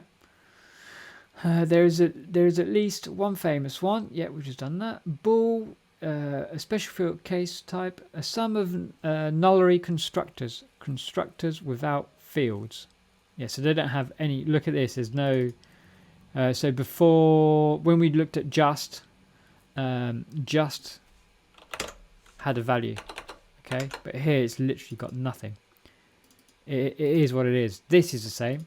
See, there's no extra values. It's just absolutely nothing. Okay, so they've got no fields, sorry. Some types can have much more than 2 constructors, but don't abuse it. Yes, I think, you know, I mean, whatever number you want to get, but yes, you can just, obviously don't make one that's 20 million long. You might want to, excuse me, think about abstracting that one out. Look at this one. We need more than 2 constructors to mirror the magic type, and none of the magic streams need any fields, just pure magic. So data magic type, data dark magic. So there's a data type of magic type. It can be either dark magic, light magic, or neutral magic. That makes sense. However, the real power in some types unleashes when you combine them with fields. As we mentioned, each pipe case in the sum type could be an algebraic data type. So naturally, you can have a constructors with fields. So as you can see, look, you can have data, loot, and then you can give a sword something. So this becomes an algebraic data type. You can give it a value. And if you want, look, here it's given 2 values, a power and a spell level. Yeah, I mean, or it could be like a magic type and whatever, and that'd be another. This is where you almost end up making. I think of them when they get like this is like a set of records, and then you've got the ability to start nesting your types, so you get like a representation of your data via types. Yeah, so you can create values of the sum types by using different constructors. So wooden sword is of a loot, yeah, and then we can return sword 2. So we're literally just returning that, which is still part of a loot. So that makes sense. Against a adamantium shield, yeah. So that's a shield of 3,000. Cool. So that's how much defense I guess you got. And you can pattern match on different constructors as well. So much like we did up here. One, it should be win, lose or draw, shouldn't it? There we go. Yeah, so we can then, because I'm passing it in here, we can pattern match against that. Which will show us here. So accept loot, and it takes a loot and a string. And if we look, we do a case loot of, and then sword. If it's a shield, we don't care about the values inside of it, but we just return strings depending on which one we got. To sum up all of the above, a data type in Haskell can have 0 or more constructors, and each constructor can have 0 or more fields. So yeah, so if we quick reminder, yeah, the constructors are the things on the right hand side. Yeah. Okay. The concept of product types and sum types is called algebraic data types. They allow you to model your domain precisely, make illegal states unrepresentable, and provide more flexibility when working with data types. Cool. And you're back. Well, that was a quick shower, wasn't it? Yeah, I ended up getting annoyed at this implementation up here, because it kind of, I didn't want to like start nesting if else's, so instead I've just created a is winner data type and pretending that works out who's a winner, and I just case matched against those. So I cheated out of annoyance, I guess. Yeah, so we looked at this, and now we've got another task. Yeah, I guess it makes sense because it did say in the stats that a lot of people dropped off on 3. The completion rate, yeah, was quite severe. Not quite severe, but it went off. But I kind of see why. I think some of this is potentially, yeah. I think it could have just been explained. I don't know if you necessarily need to do that previous one. But anyway, let's keep going. Here we go. Task 3. Create a simple enumerator for the meal types. Example, breakfast. The one who comes up with the most number of names wins the challenge. Use your creativity. What? for the meal types. What's so literally data meal type? I mean, yeah, I'm not going to do that one. So, I mean, I guess, you know, we understand. So, I'll do it quickly.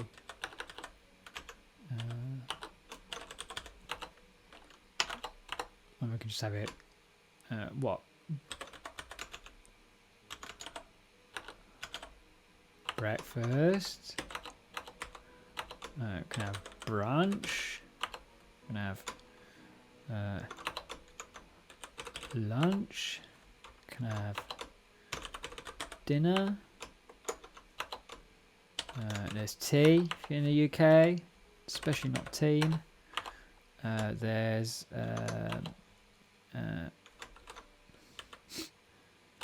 oh no, there's pudding. I'm doing it now. Midnight snack. That'll do. We'll get the idea, don't we? I went above and beyond already.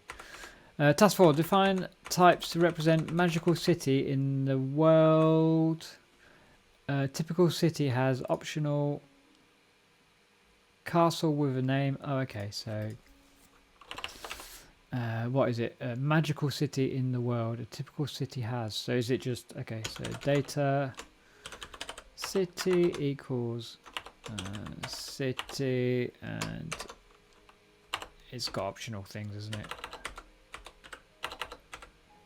So I think the idea then is going to be a name. Optional castle. A wall, but only if the city has a castle. What? Okay then. So a name which has with a name. Optional castle. So surely we have to have like a castle, don't we? Type castle, which equals string. There we go. And then a name, or is it name that's a string? Okay. Oh my goodness. No. Let's have a look. A wall, a church, or a library, but not both. Any number of houses has 1, 2, 3, or 4 people inside. Wow. I mean, that in itself is still slightly ambiguous, isn't it? Define a type that represents a magical city in the world. A typical city has. So we've got our type city. Optional castle with a name as string. So an optional makes you think that it's going to be a maybe. So let's just have a castle. But then it has a name. So that means that castle has to have a it's gonna have to be this, isn't it? Actually, we just put it on one line. Name. Yep. And that's going to be a string. Cool. So we've done that one. And then a castle can be, then we'll just say an optional castle. So it's going to be a maybe Cattell. Cool, that's fine. And what's the other one now? A wall, but only if the city has a castle.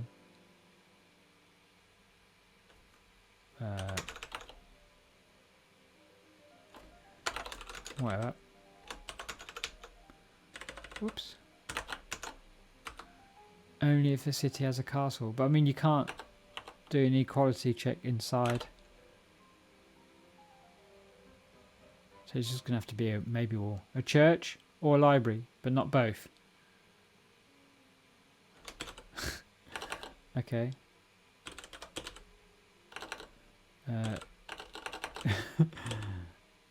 Oh my god.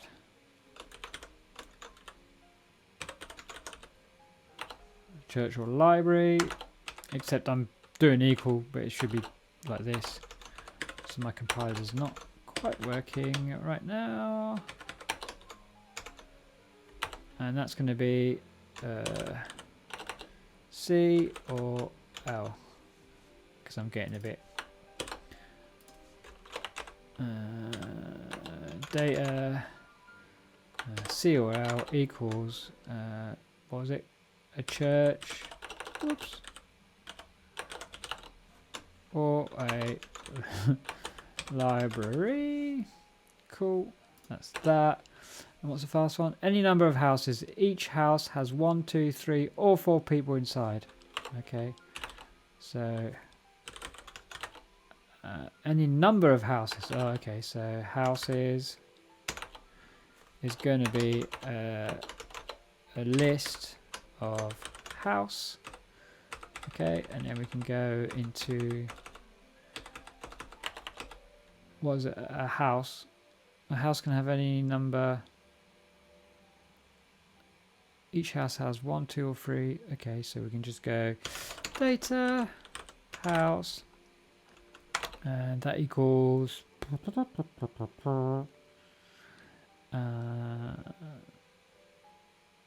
what should we make it? Oh yeah, we can just go house people and then data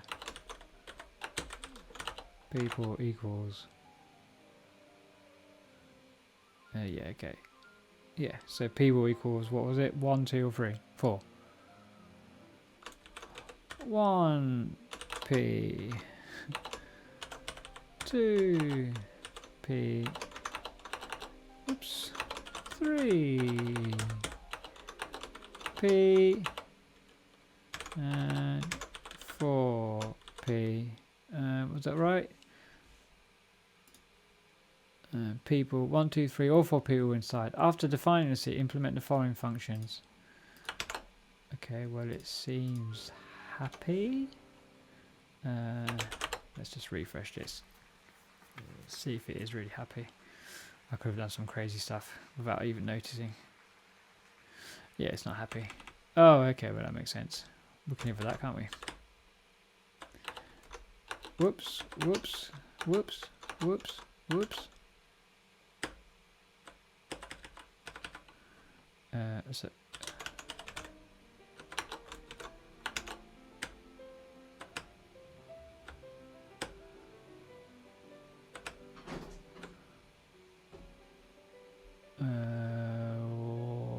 what's wrong with you? It's not happy with castle name. Okay, well, I can't really help you with that. Why aren't you happy with it? I can understand the one below because we haven't created a wall.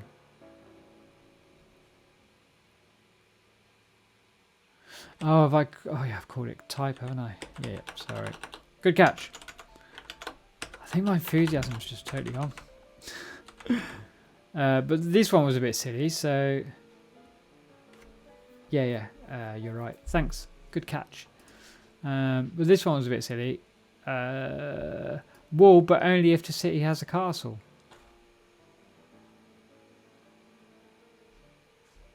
So surely that's only going to be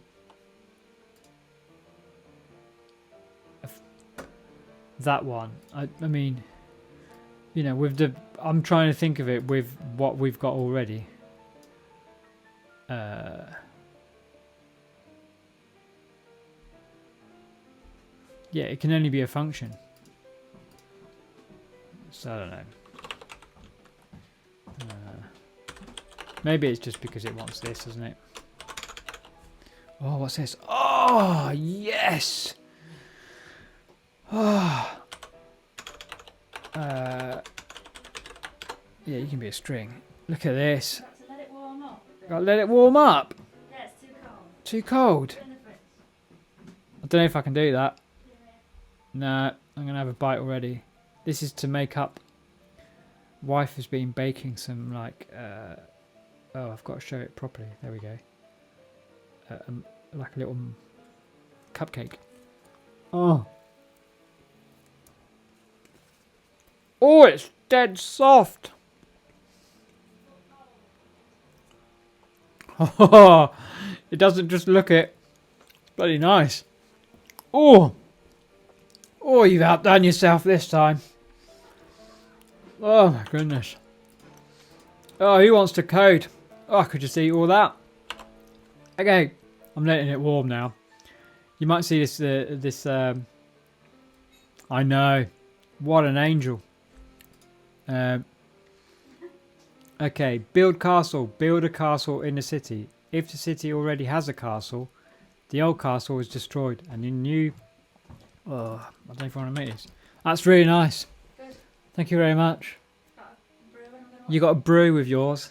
Oh, winner. Brew being a cup of tea. We're English. Okay, build castle. What does it take? I guess it takes a city. What else does it take?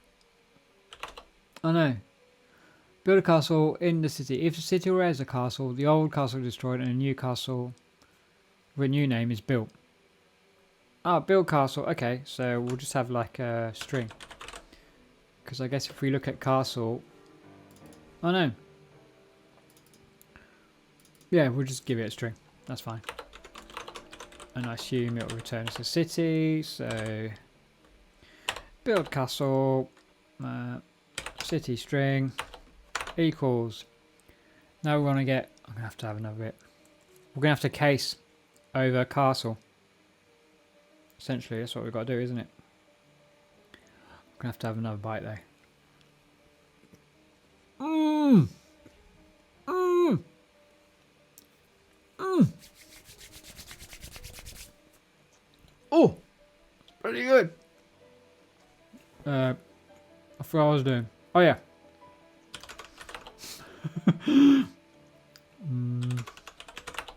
Well, case castle of C.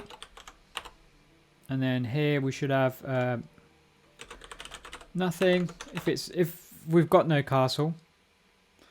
Oh no. Yes, if we've got no castle, that's fine. It's fine. We can return the city with what can we return it? Oh yes, we can return it with a castle, which is a... Where's our castle? Castle is... Oh my goodness. Or we can just give it one value there, can't we? Which is a string, so S. Just... We don't care. Because if it exists, then we don't want to do anything. Is that what it said? The old castle is destroyed. Oh no. If the city already has a castle, build a castle in a city. If the city already has a castle, the old castle is destroyed and a new castle with a new name is built. Doesn't say what it does if it doesn't exist. Right? If else case. Otherwise, return it how it is. Yeah, I thought that wouldn't work.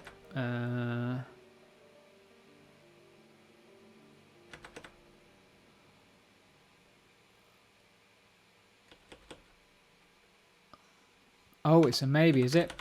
Of course it is. Crikey. There we go. So basically, we've got to build a castle that, if there isn't one, it just leaves it. But if there is one, if there is one, it will destroy it and create a new one. Ideally, you'd want one that would build a castle if there's one available. Not destroy an old castle. Very inefficient in their back in their Victorian days. Like, I'm not going to build a castle if there isn't one, but I'll destroy one and rename it if there is. That's what happens. That's why evolution took so long. Oh no, I've got more things. Build a house. Oh, you have to just build a new castle regardless. Do you reckon that's what it is? Oh, okay. Should we just call it? We can just call it whatever then, can't we? Yeah. If that's the case, I'm going to build my own castle. And I'm going to call it my castle. There we go. Take that. I think that's the idea. Build a house. Add a new living house. So into here. Okay. Build. What's it called? House.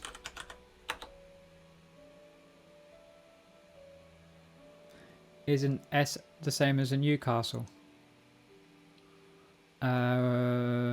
Yeah, well, no, I think, what did they say? Build a castle in the city.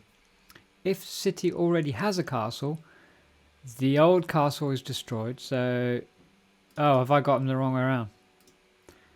Yes, if there is one. Yes. I think you are correct. I'm going that way. Oh yes, here we go. There we go. Yeah, I think you're right, aren't you? Thanks, Soupy. Soupipi, sorry. I've shortened it. The old castle destroyed, a new castle with a new name is built. And then otherwise, we're just going to create a new castle.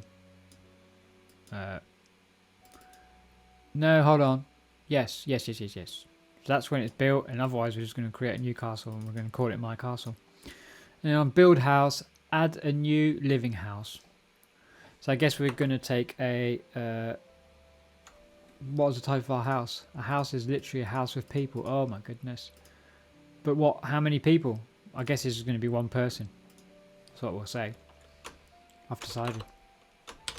So we're going to take a city. We're going to take a people. Should we take some people? No, let's not take people. Let's just return a city. We could just build it inside, can't we? We're going to give them one. A house. When you start with a house, it's just going to equal one. And in this scenario,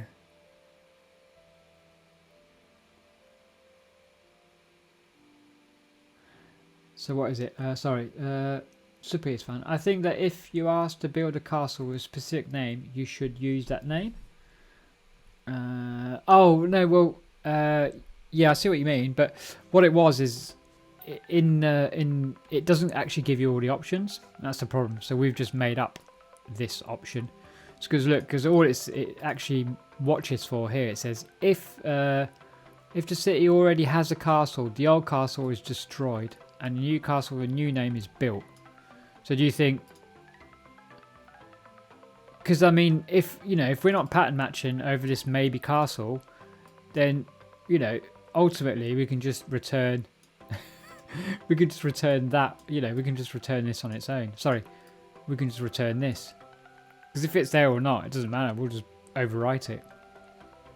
Not overwrite it, but we'll return a new one that overwrites the old value.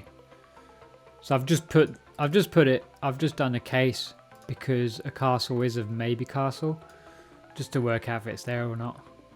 But if we, ultimately, because it doesn't give us the edge case of if it is there, what do we do? Sorry, if it's not there, what do we do? And I thought, well, it's best off, showing that there is the availability of doing nothing, and then returning a blank one. Or we could just call it starter castle. A starter castle. Yeah, like that. There you go. It just doesn't really tell you what it should be, so we're just guessing. So add a new living house. Again, add a new living house. Well, is that, we know that a house has to have a but when we see, so I guess a house has people. So should we say a house has maybe people? Should we go like that?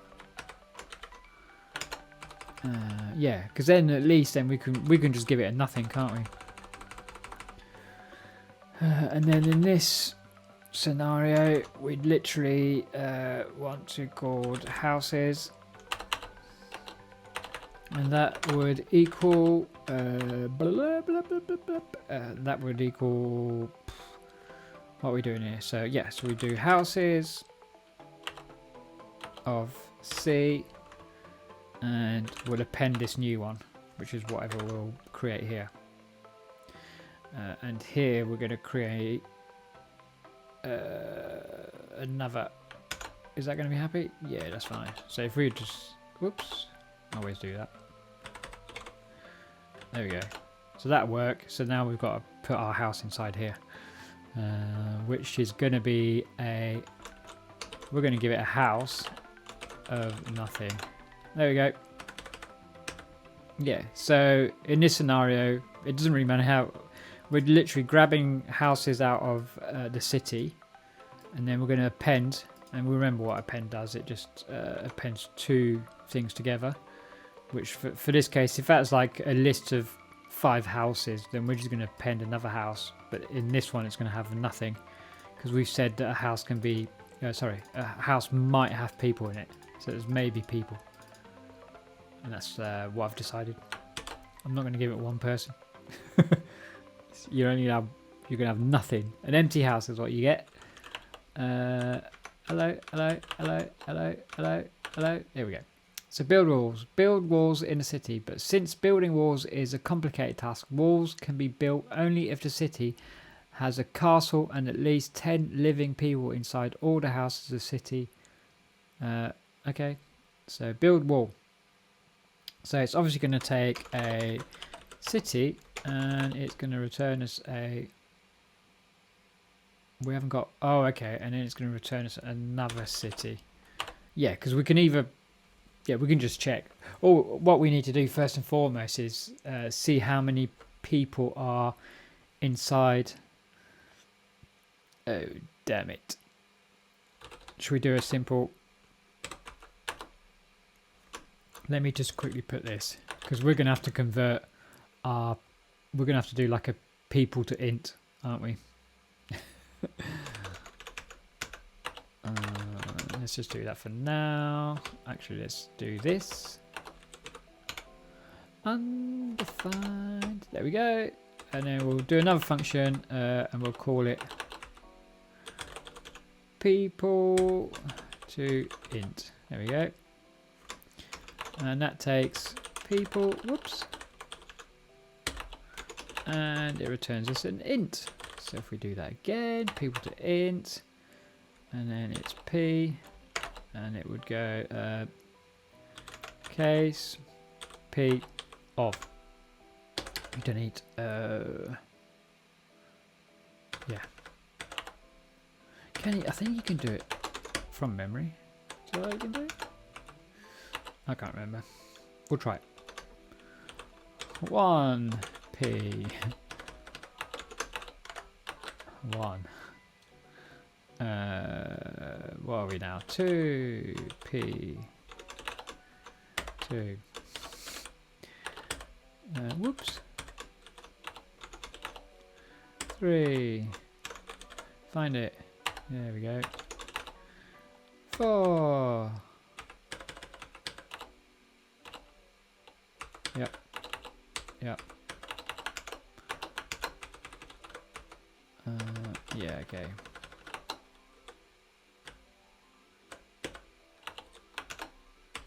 There we go. It's happy.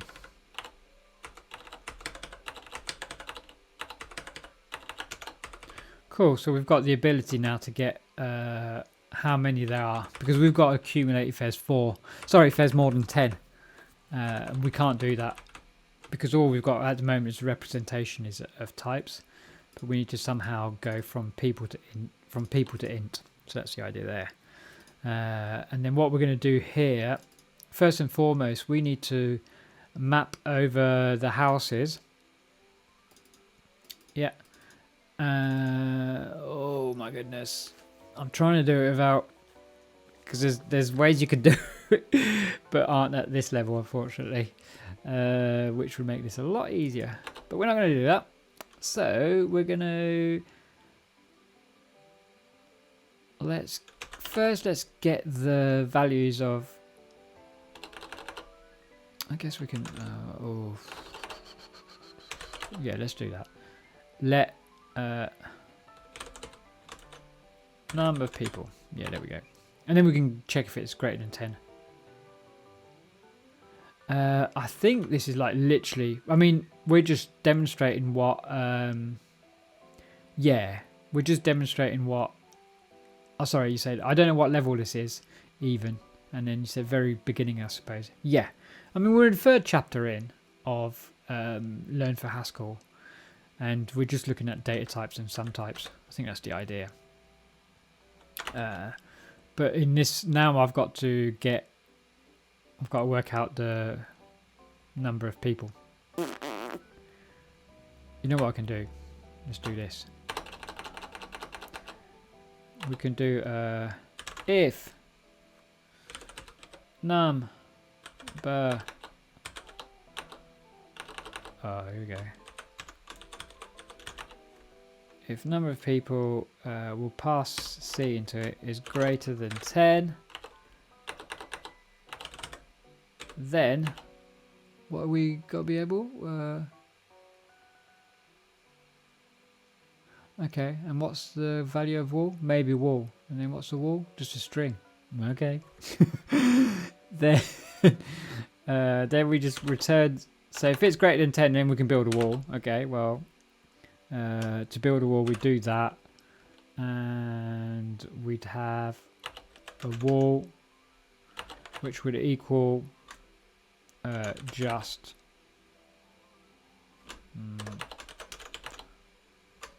There we go. Okay. If, let's do this a little bit.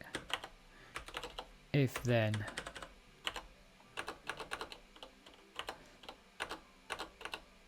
hello, look at this. If then else, and then at this point, well, we don't want to do anything, so just return that. Come on now. I don't know why it's okay. Just deal with it. Where num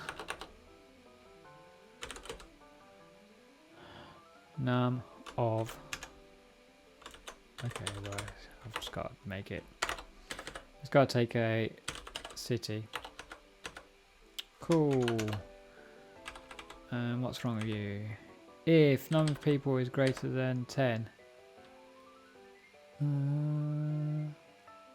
Oh, okay, hold on. I've got to define some. Why are you not happy here? A wall. A wall is a maybe. A wall, and then a wall is just a string. Whoops.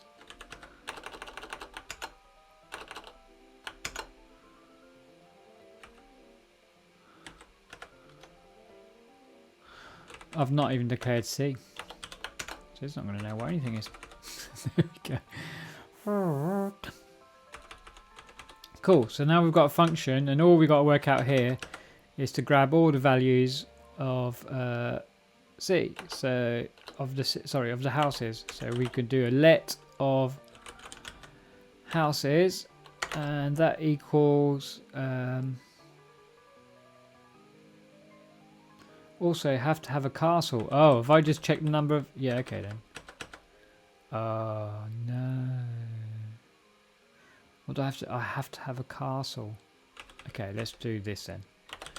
Case. C. Where is it? Castle. C. Of.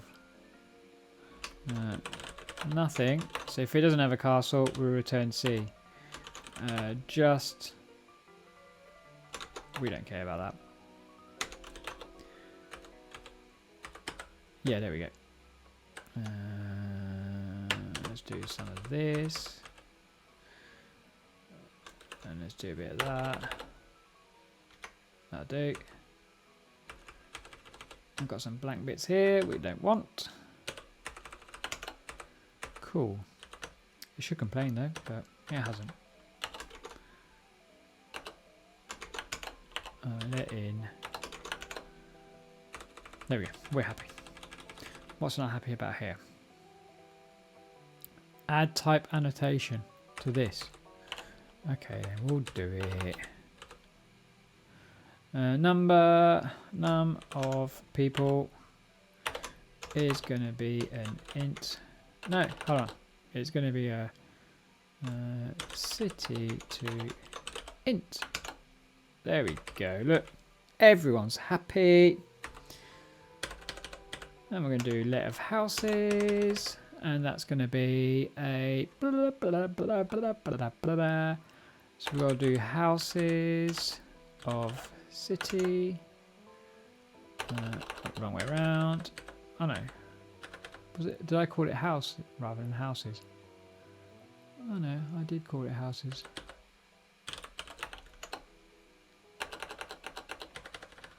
So why aren't you working? Oh, whoa, whoa, whoa, whoa, whoa, whoa, whoa.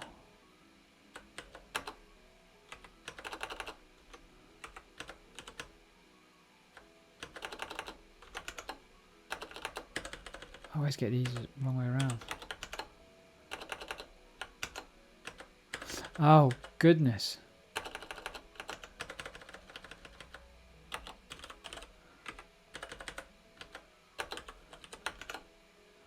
Okay, that's better. Yeah. Good. It's almost like I yeah, you would have spotted that before I did because of the 10-second delay. So I'll give it to you. So now I've got like a list of houses and I've got to go inside each one and convert them into a number and append them. I don't like doing let-in, so it's really... Oh, you know what am I doing? Why don't I just do goodness.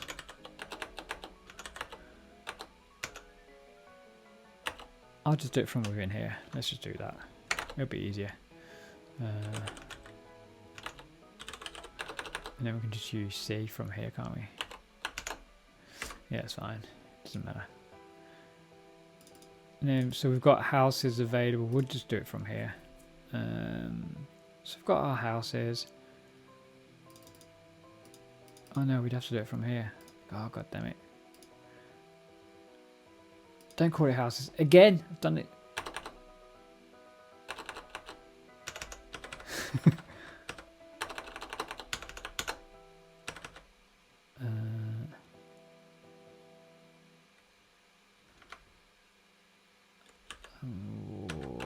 Oh, I stopped it. Oh my god.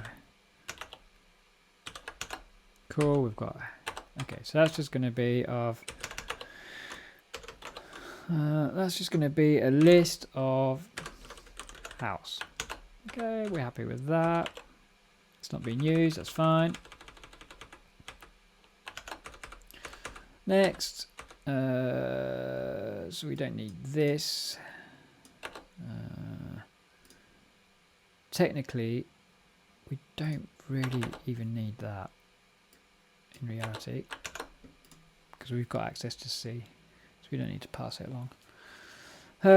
So we've got HSS and we've got houses. So let's map. And then we literally want to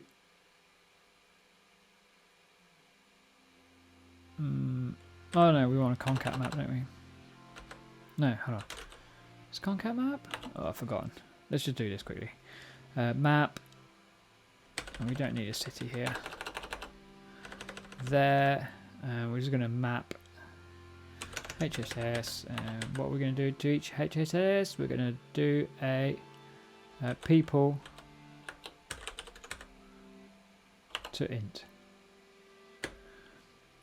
And that's going to return us a list of ints for a moment, just to make the types check. Oh, we don't have access to it. Of course we don't.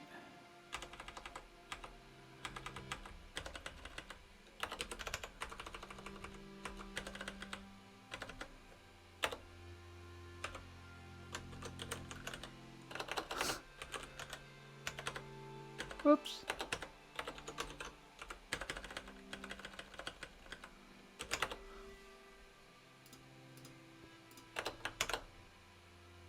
What's wrong with you?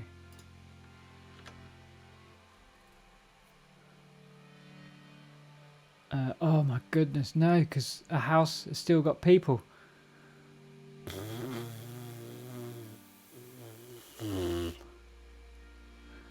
Let houses. Oh, build walls, city. Houses, houses, castle, castle could be all you need. Yeah, probably. But now I've gone down a rabbit hole. I'm just determined. Yeah, because the problem here is, look, I can't get, because I've got to get people from here, but people's part of house, isn't it? So I still need to case match. I just need to make another function.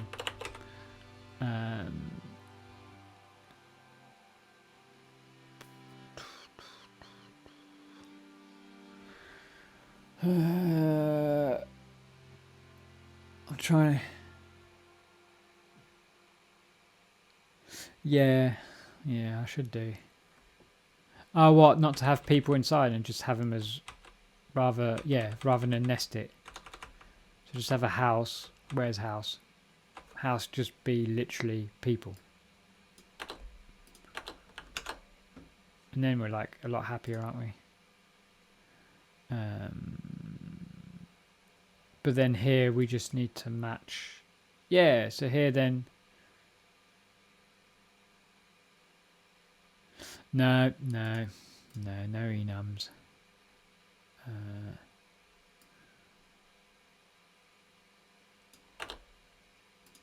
Yeah, because I did do them.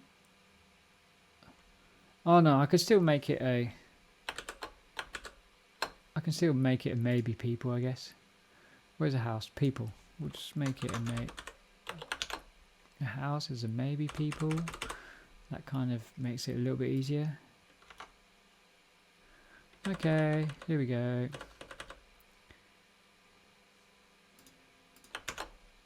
A list of ints, and then I can concat. Is it con? I don't know why it's happy. It should not be happy. It should be complaining like. Whoa. It should be complaining lots. Because number of people already, that's returning a list of ints. So I don't know how we're going to do quality check on that. There we go. Yeah, that's better. Data house, type house.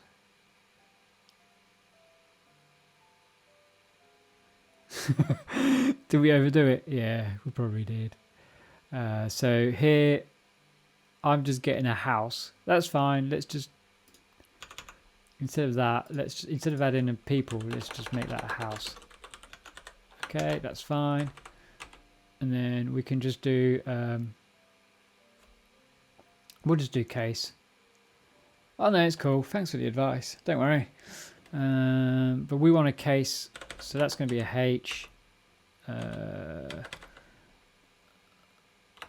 Yeah, we'll just do if. No, okay. Should we do? Let's just do a double case. Case of H. Nothing. Return 0. Just P. Yeah, because I then. Let's just call this something different. Yeah. I'm really not being helpful with the names, but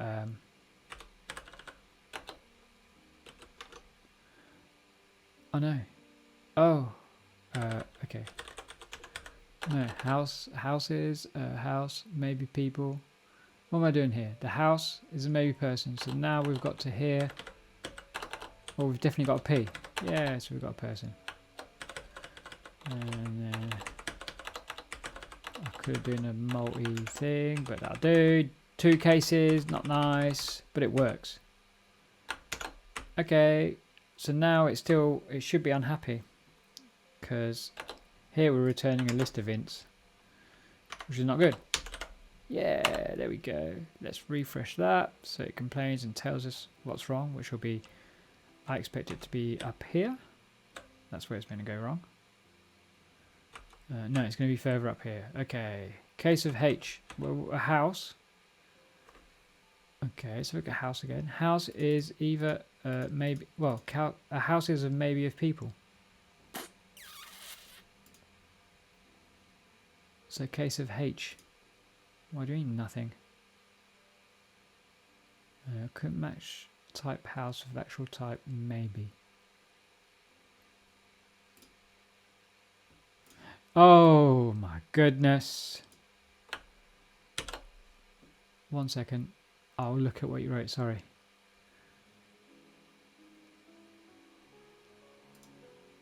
I don't even need to represent. It could just be a list of maybe people. But so that should... Oh, I don't know what's going on.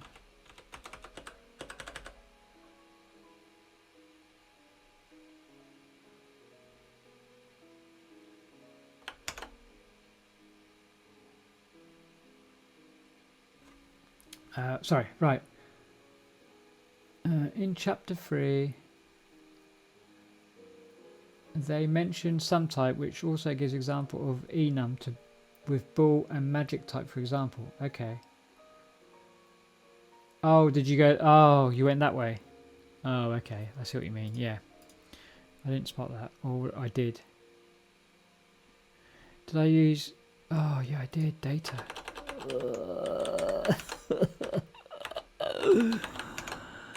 Okay, we're one step happier. Thanks.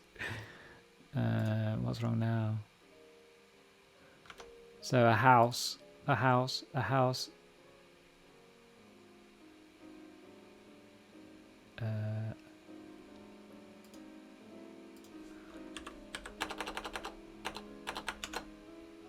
Okay, now we're a bit happier. Yes, okay. I think we could have done is it concat map? But concat map, it won't append them together though, will it? What happens if you do that?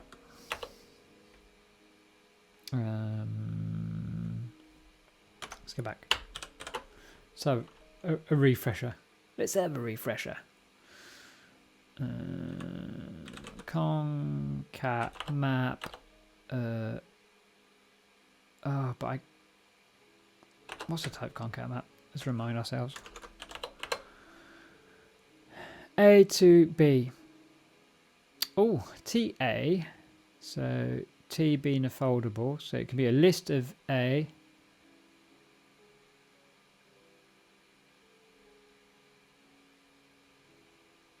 You do think that build house takes a house argument? Build wall, build house. Yeah, I mean, if you want.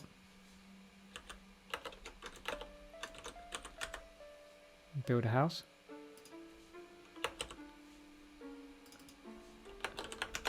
And it doesn't matter, does it? If the house is a nothing or just something, then it doesn't matter. It'll be happy. Oh, okay. Go away. Error. That's a bit weird, isn't it? Look at that. Oh, yeah, of course it's going to fail here. Okay, so concat map. A to a list of B. So I can still do that. I've got to return a... Let's have a look. Whoops. Yeah, that's fine. We're going to do this. Hello.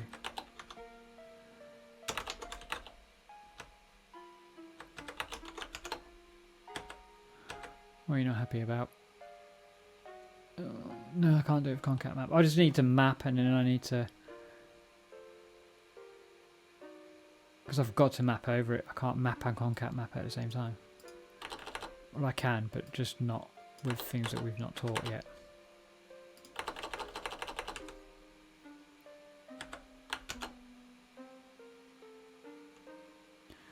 Don't use map. Well...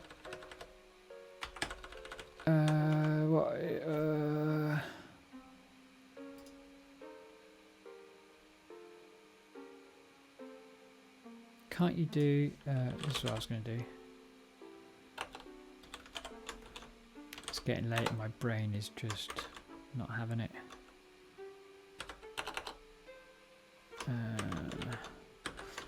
Basically, you know, you could do it with apply, but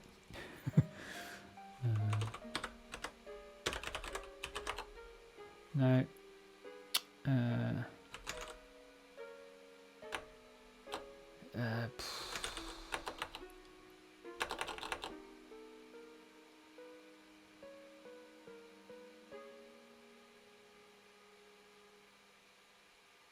I guess, you could even do it in a fold.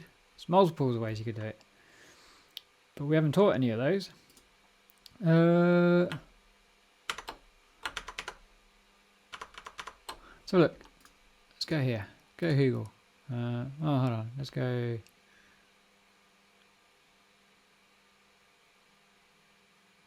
Yeah, well, I think I want to do something that appends. But the problem is when you do like this or that, you see it takes two values, doesn't it? And the only way to give it two values is if we were to use something like that. Whoops. Yeah, so if we could use applicative and then we can apply and map, but apply is like a bit... I'm trying to remember how to do it without. Or I guess I could just... what can I do? Here we go. So append a list. Haskell append a list. There we go. Of num events. There we go. Just append them together. Concat map. What? What are you on about? No, I don't want to do what they're saying. List appending. There we go. What am I on here? PHP. I'm clicking buttons. Oh, I mean, yeah. That's terrible. Terrible. Terrible. Don't look at that. I don't want to do list comprehension there because that's another confusion. Go away. How to work on lists. Just append. Oh, I can just... Oh, you know what? What am I doing? Let's go to that. Let's just go to the list. There'll be a function. List. Tail, init, uncons, length, map, reverse. Where is it? No. No. No.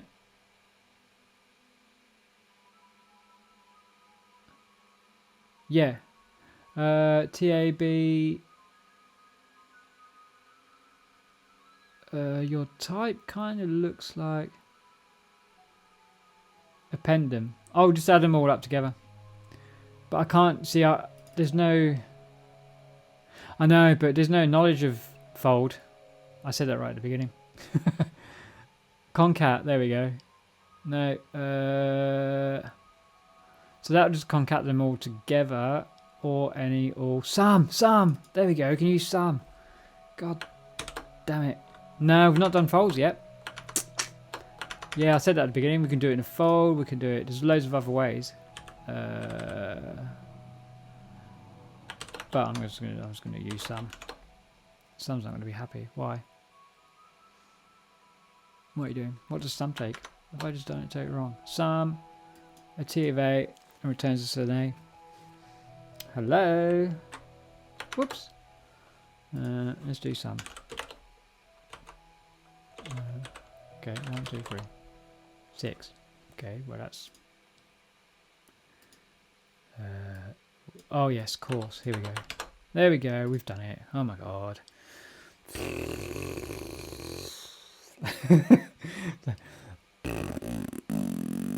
That's what I've got to say to that.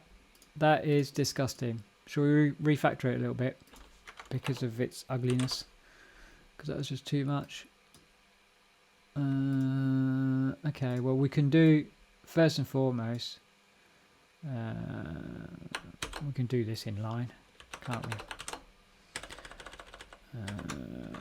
We don't need that, so we can get rid of this. We can do that, except, yeah, we don't care about that. Why haven't we got access?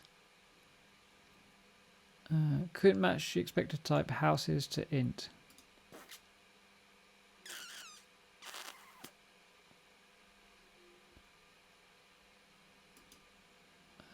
Why haven't I got access to C from here then? Oh, hold on. What am I doing?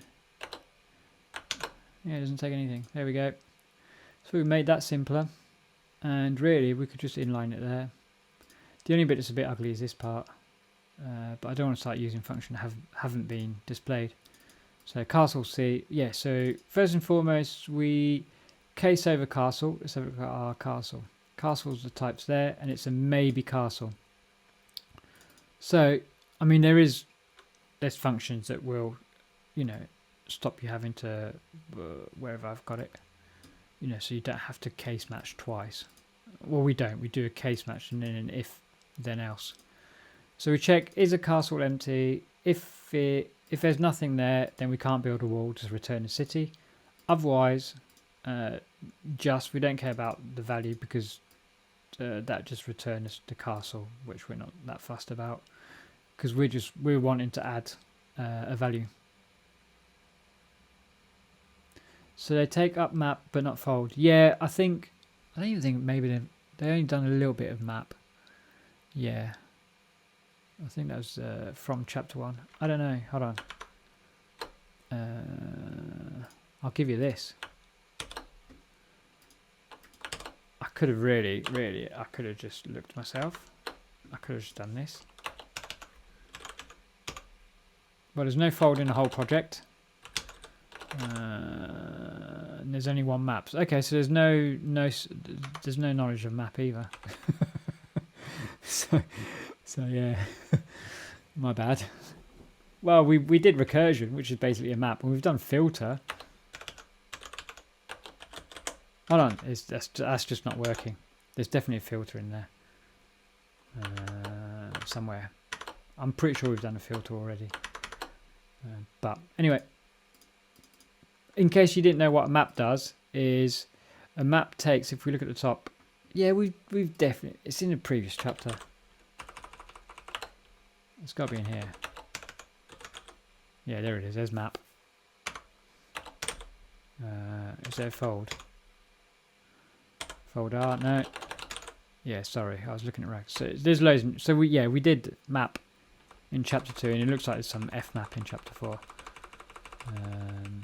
And then that's just a different thing altogether. Cool. So we did do map. Yes, but we haven't done folds. That was the thing from there. So we could use map but not fold. Yeah, because we could have done it with fold. Because a fold has an accumulator, which we could have just gone round and kept its value and added them all together. But we didn't. Was that the last? I hope that was the last function. What's the time? Oh my goodness, yeah, I'm going to call it a day, I think, in a second. Build walls. Yes, we did do build walls. Sweet. Should we just do new types? How far is new types? Hey, this chapter, it's no messing, is it? Look at this. Oh my goodness. Keep scrolling. Yeah, I'm just going to do new types. It's not like a thinking of types, is it? We're doing like a chapter per stream. This one is really, yeah, it's a lot of content. Maybe I should have split it into more chapters. That might be a good idea. Not, I guess now it's a better idea, but not when they were doing the PRs, because I guess they wanted to do, you know, they wanted people to do more work rather than handling a PR. Oh, your solution's wrong. Did you use a fold R? Fold L or fold R? Which way do you go? It's not wrong. Don't worry about it. I mean, ultimately, fold L, yeah. Ultimately, your solution is what's more likely to be used in production. So I'd stick with fold L. It's fine. And then what I was showing, like the apply, that's just another. Well, the point is to learn, so if you got it right with more advanced topics, that's fine. Yeah, that's perfectly fine. Yeah, let's have a look. Let's have a look what you did. I like doing these. Let's have a look. Oh, look. Oh, so you went for a no wall or a wall. Ah, I went for a maybe, didn't I? No, I thought it would have, but it didn't. Yeah, since you went for no wall and a wall, and I did a maybe. So maybe that's slightly different. This one's fine, that's the same. Oh, you did a load of shows, didn't you? Just to see. A house. Oh, so you just went house for people. Where was your people? And then you just went 1, 2, 3, 4. Cool. So it's fairly similar to that one, isn't it? And then, yeah, that was weird. Except my castle was a maybe of castle, wasn't it? I went with maybe a castle because I thought that it's good to differentiate what. Oh, I guess you could still get it from castle there, can't you? So it's not too bad. A wall. Oh, I didn't get tech. Is that later? Tech building. Oh, okay. Yeah, I called mine church or castle. So, sorry. Thought always use fold L instead of fold L. Sorry. So though always use fold L tick instead of fold L. Never use fold L on its own. Oh, okay. Yeah. I mean, I guess I use either or, but I think once you start doing things like that, you end up using like apply and applicative and things. But yeah, that's fine. Yeah, yeah. You don't want to start pushing the boat, do you? Let's keep looking. And then, what was it? Ah, here we go. What's this thing? There is currently no text for this page. That's a good one, isn't it? here's a discussion. Oh, and this is where you did from Enum. I get you. Oh, the link is missing the tick. Oh yeah, of course it is. I see it. Yep. No problems. There we go. Ah, there we go. To fold all, that is the question. Ah, cool. That's a good one. Yeah, so this literally demonstrates what we needed to do. Because look, this is the solution that I instantly thought of my head. Because fold L recursively goes over an array, and then you give it a starting number, and then you could just say add. Because then we've, sorry for fold R. Yeah. Or fold L. Fold R, which way around is fold R? Fold R, XX. Yeah. Yeah, because fold L and fold R is dependent on which way they fold. And fold L, let's look at the other digits. Not, oh, hello. Good Lord, again. Which one? One problem with a chain is that it can be made smaller, reduced until the very last moment when it's already too late. The reason we can't reduce is it change doesn't contain an you know what, look, I'm doing stuff that only I can read. Unless you got little glasses. So what's it saying? We can reduce regex by performing a chain in another way. Oh, for reduced expressions, okay. Oh, look at the difference. So, okay, then there would always be regex. We can perform such a chain by using a function called fold L. Yep, there it is. Boom. And then, essentially, let's have a look. I'm going to go back to this in 1 second. This is interesting.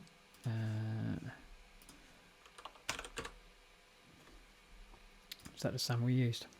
Yeah, it would have been. Some. Let's have a look at its implementation.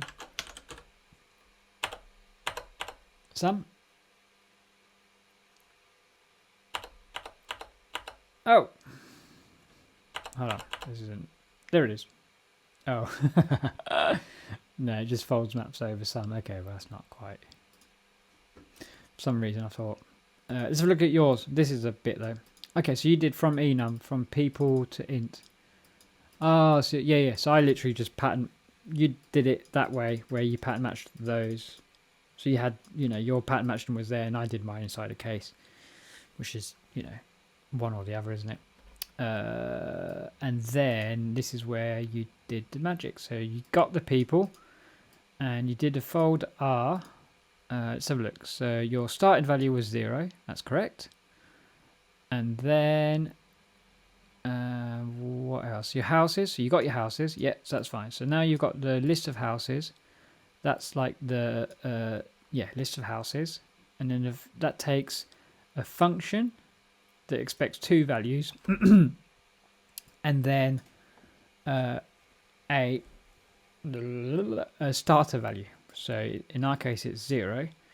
And then here, every time it's going round, you're taking out a house, and then your house is a house of people. Yeah, this is how you're destructuring it, isn't it? Yeah. And then you get a house that X is people, and then you get a cumulative when you do a fold. So that's like the number that keeps going round. It's accumulating. Yeah, so that's fine. And then now you're going to work out. So say you start with 0, it'd be that. How come you're plussing 1? Because I guess from enum of X, if it's 1, it's already going to be 1. But are you trying to return 2? And yeah, that'd be my question. I don't know if you'd need the +1. I'd assume ideally it'd just be AC plus that. Would be my thought. Yeah. Yeah, I don't know if you'd need a +1. Let me know.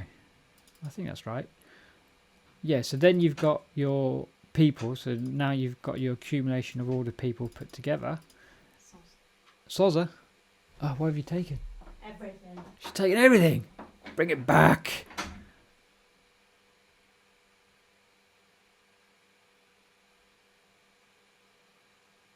Oh, what happens? So from enum, hold on, she says, oh, that's an error. From enum, when deriving enum, returns 0. Oh, so you actually did, yeah. No, you're better off with the. Oh, so you've left it behind from using from enum, not your own version of it. Yeah, I get you. I can't fully remember. Shall we test it? I tend not to use it. It's a bit sketchy because if the reason why it's a bit sketchy, if someone changes the order of something and you've got it, you're using from enum somewhere, then you're screwed, aren't you? Oh, it does start from 0. Yeah, okay. Yeah, well, that makes sense, and hence the +1. Yeah, but it's a dangerous one to use because if for some reason someone adds, so say at that in that scenario that you had, I guess it's fairly obvious that there's 1, 2, 3, 4. But for an example, if you're relying on enum to do, you're gonna, if someone adds a 2.5, then all your stuff is going to be wrong. So be careful. Be careful. But no, that's a good answer. There's ways around, which you end up seeing in thinking with types. I think on the Gadget chapter, we end up converting. I know we. I think we do. I can't remember. There's another way of doing it though. Okay, yeah, but otherwise that's fine. And then you do in. So at that point we've got people, and then you're going, where is people greater than 9? Was it? Oh, did I just do 10? I thought the thing said 10. Where did I go? Oh, I've just totally lost it. Might be here somewhere. Well, first and foremost, no, I am in the right chapter. Oh, okay, I've just gone too far down. Where's mine? So I've gone for greater than 10. What was the thing saying? Building wall is complicated. At least 10. At least. So I've gone, no, I've got, yeah, you're right. There you go, look. Change that. It's a good thing you read the instructions, so I certainly didn't. Yeah. You know what we should do quickly? Just...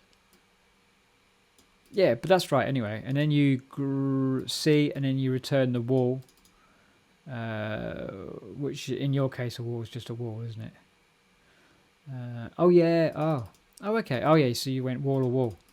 Yeah, I would have gone with maybe on that one. Just because that's a little bit easier. Yeah, because if, you know, like, I guess in that scenario you've got wall and no wall, but you could have just gone nothing and then adjust to something else. Yeah. I mean, it's not like the end of the world. I guess it's like one to one. I guess it'd be more useful in the long run when dealing with nothings. Potentially not now, but once you start doing apply and things like that, you can do some nifty stuff once you've got... once you're messing around with maybes and things like that. So yeah, that's a good one to... Yeah, if you've got like a sum type of just two values and one's like no and yes, then yeah, I'd definitely go for a maybe in that scenario. Yeah, well, I mean, it's not better. It doesn't really matter. I'm just saying. I think it's, you know, if you... It's a good thing to think about now because once... yeah, like I said, once you get further down the line and you're doing things, other little tricks. Oh, you put... Oh, controversy. Thinks he's better. Well, you know, it's a matter of taste. There's no right or wrong way. Ultimately, I think, you know, at this stage, it doesn't matter. You can do either or. I went for maybe, so I figured that... Yeah, I don't know why I went for maybe. Habit, maybe.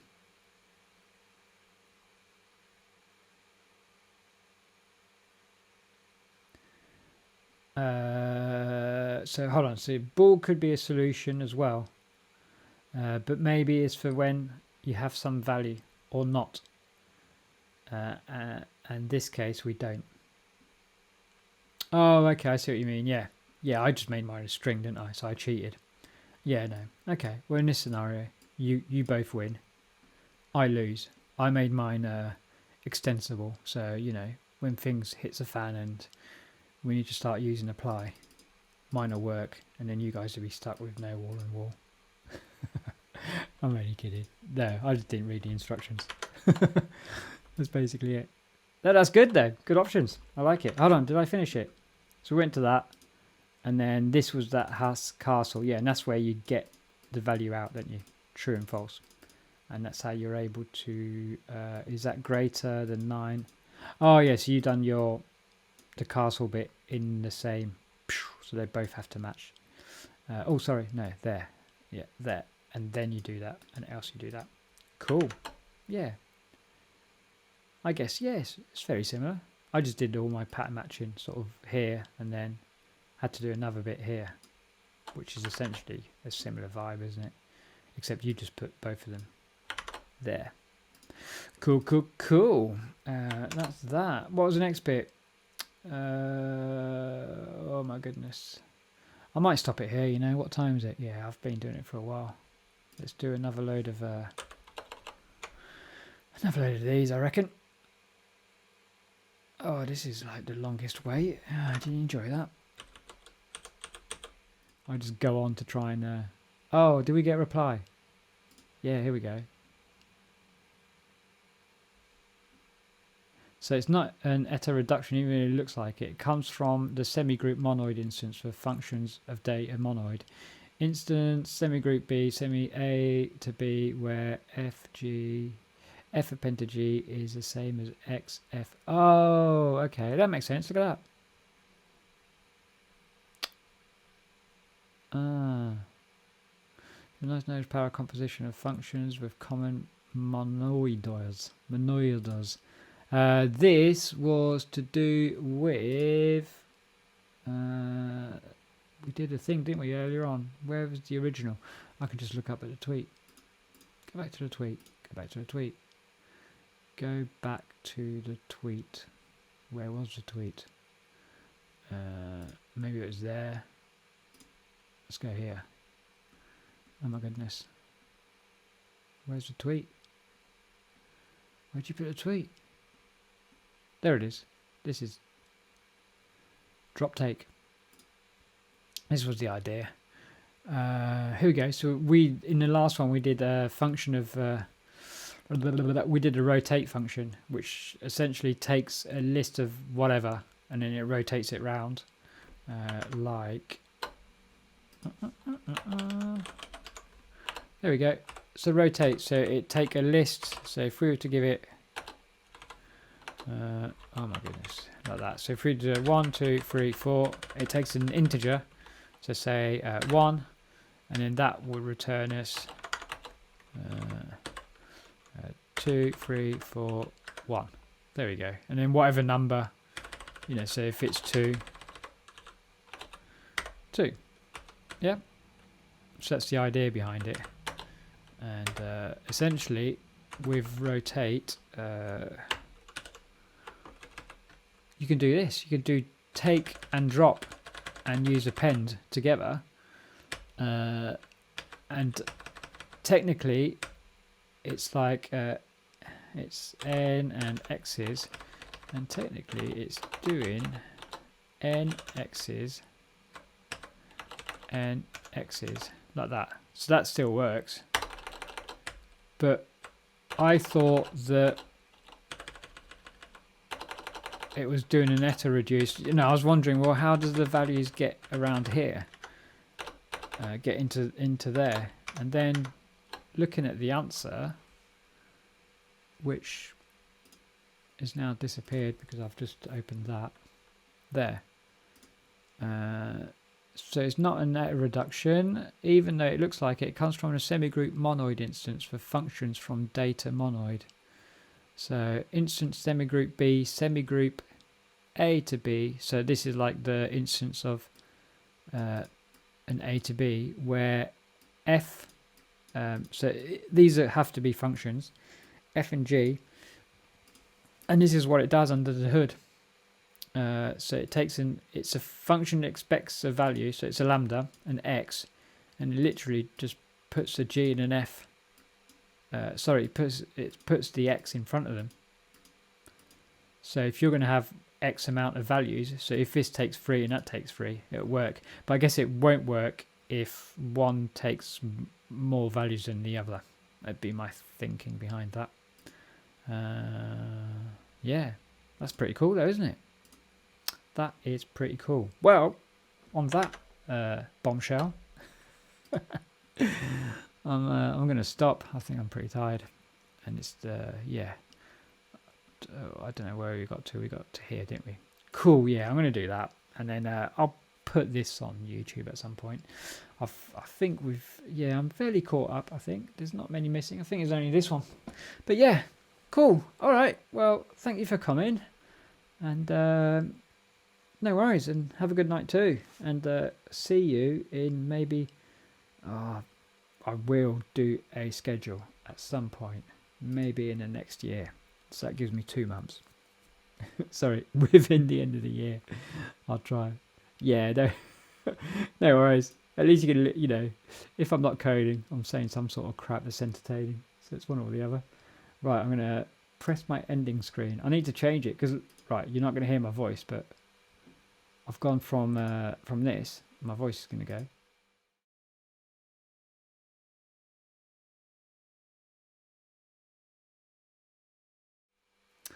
Yeah, I need to, like, you know, step it up a little bit, I think. I quite like the first one. The second one's cool, but I need to do something. But anyway, you're going to go see the second one. See you later.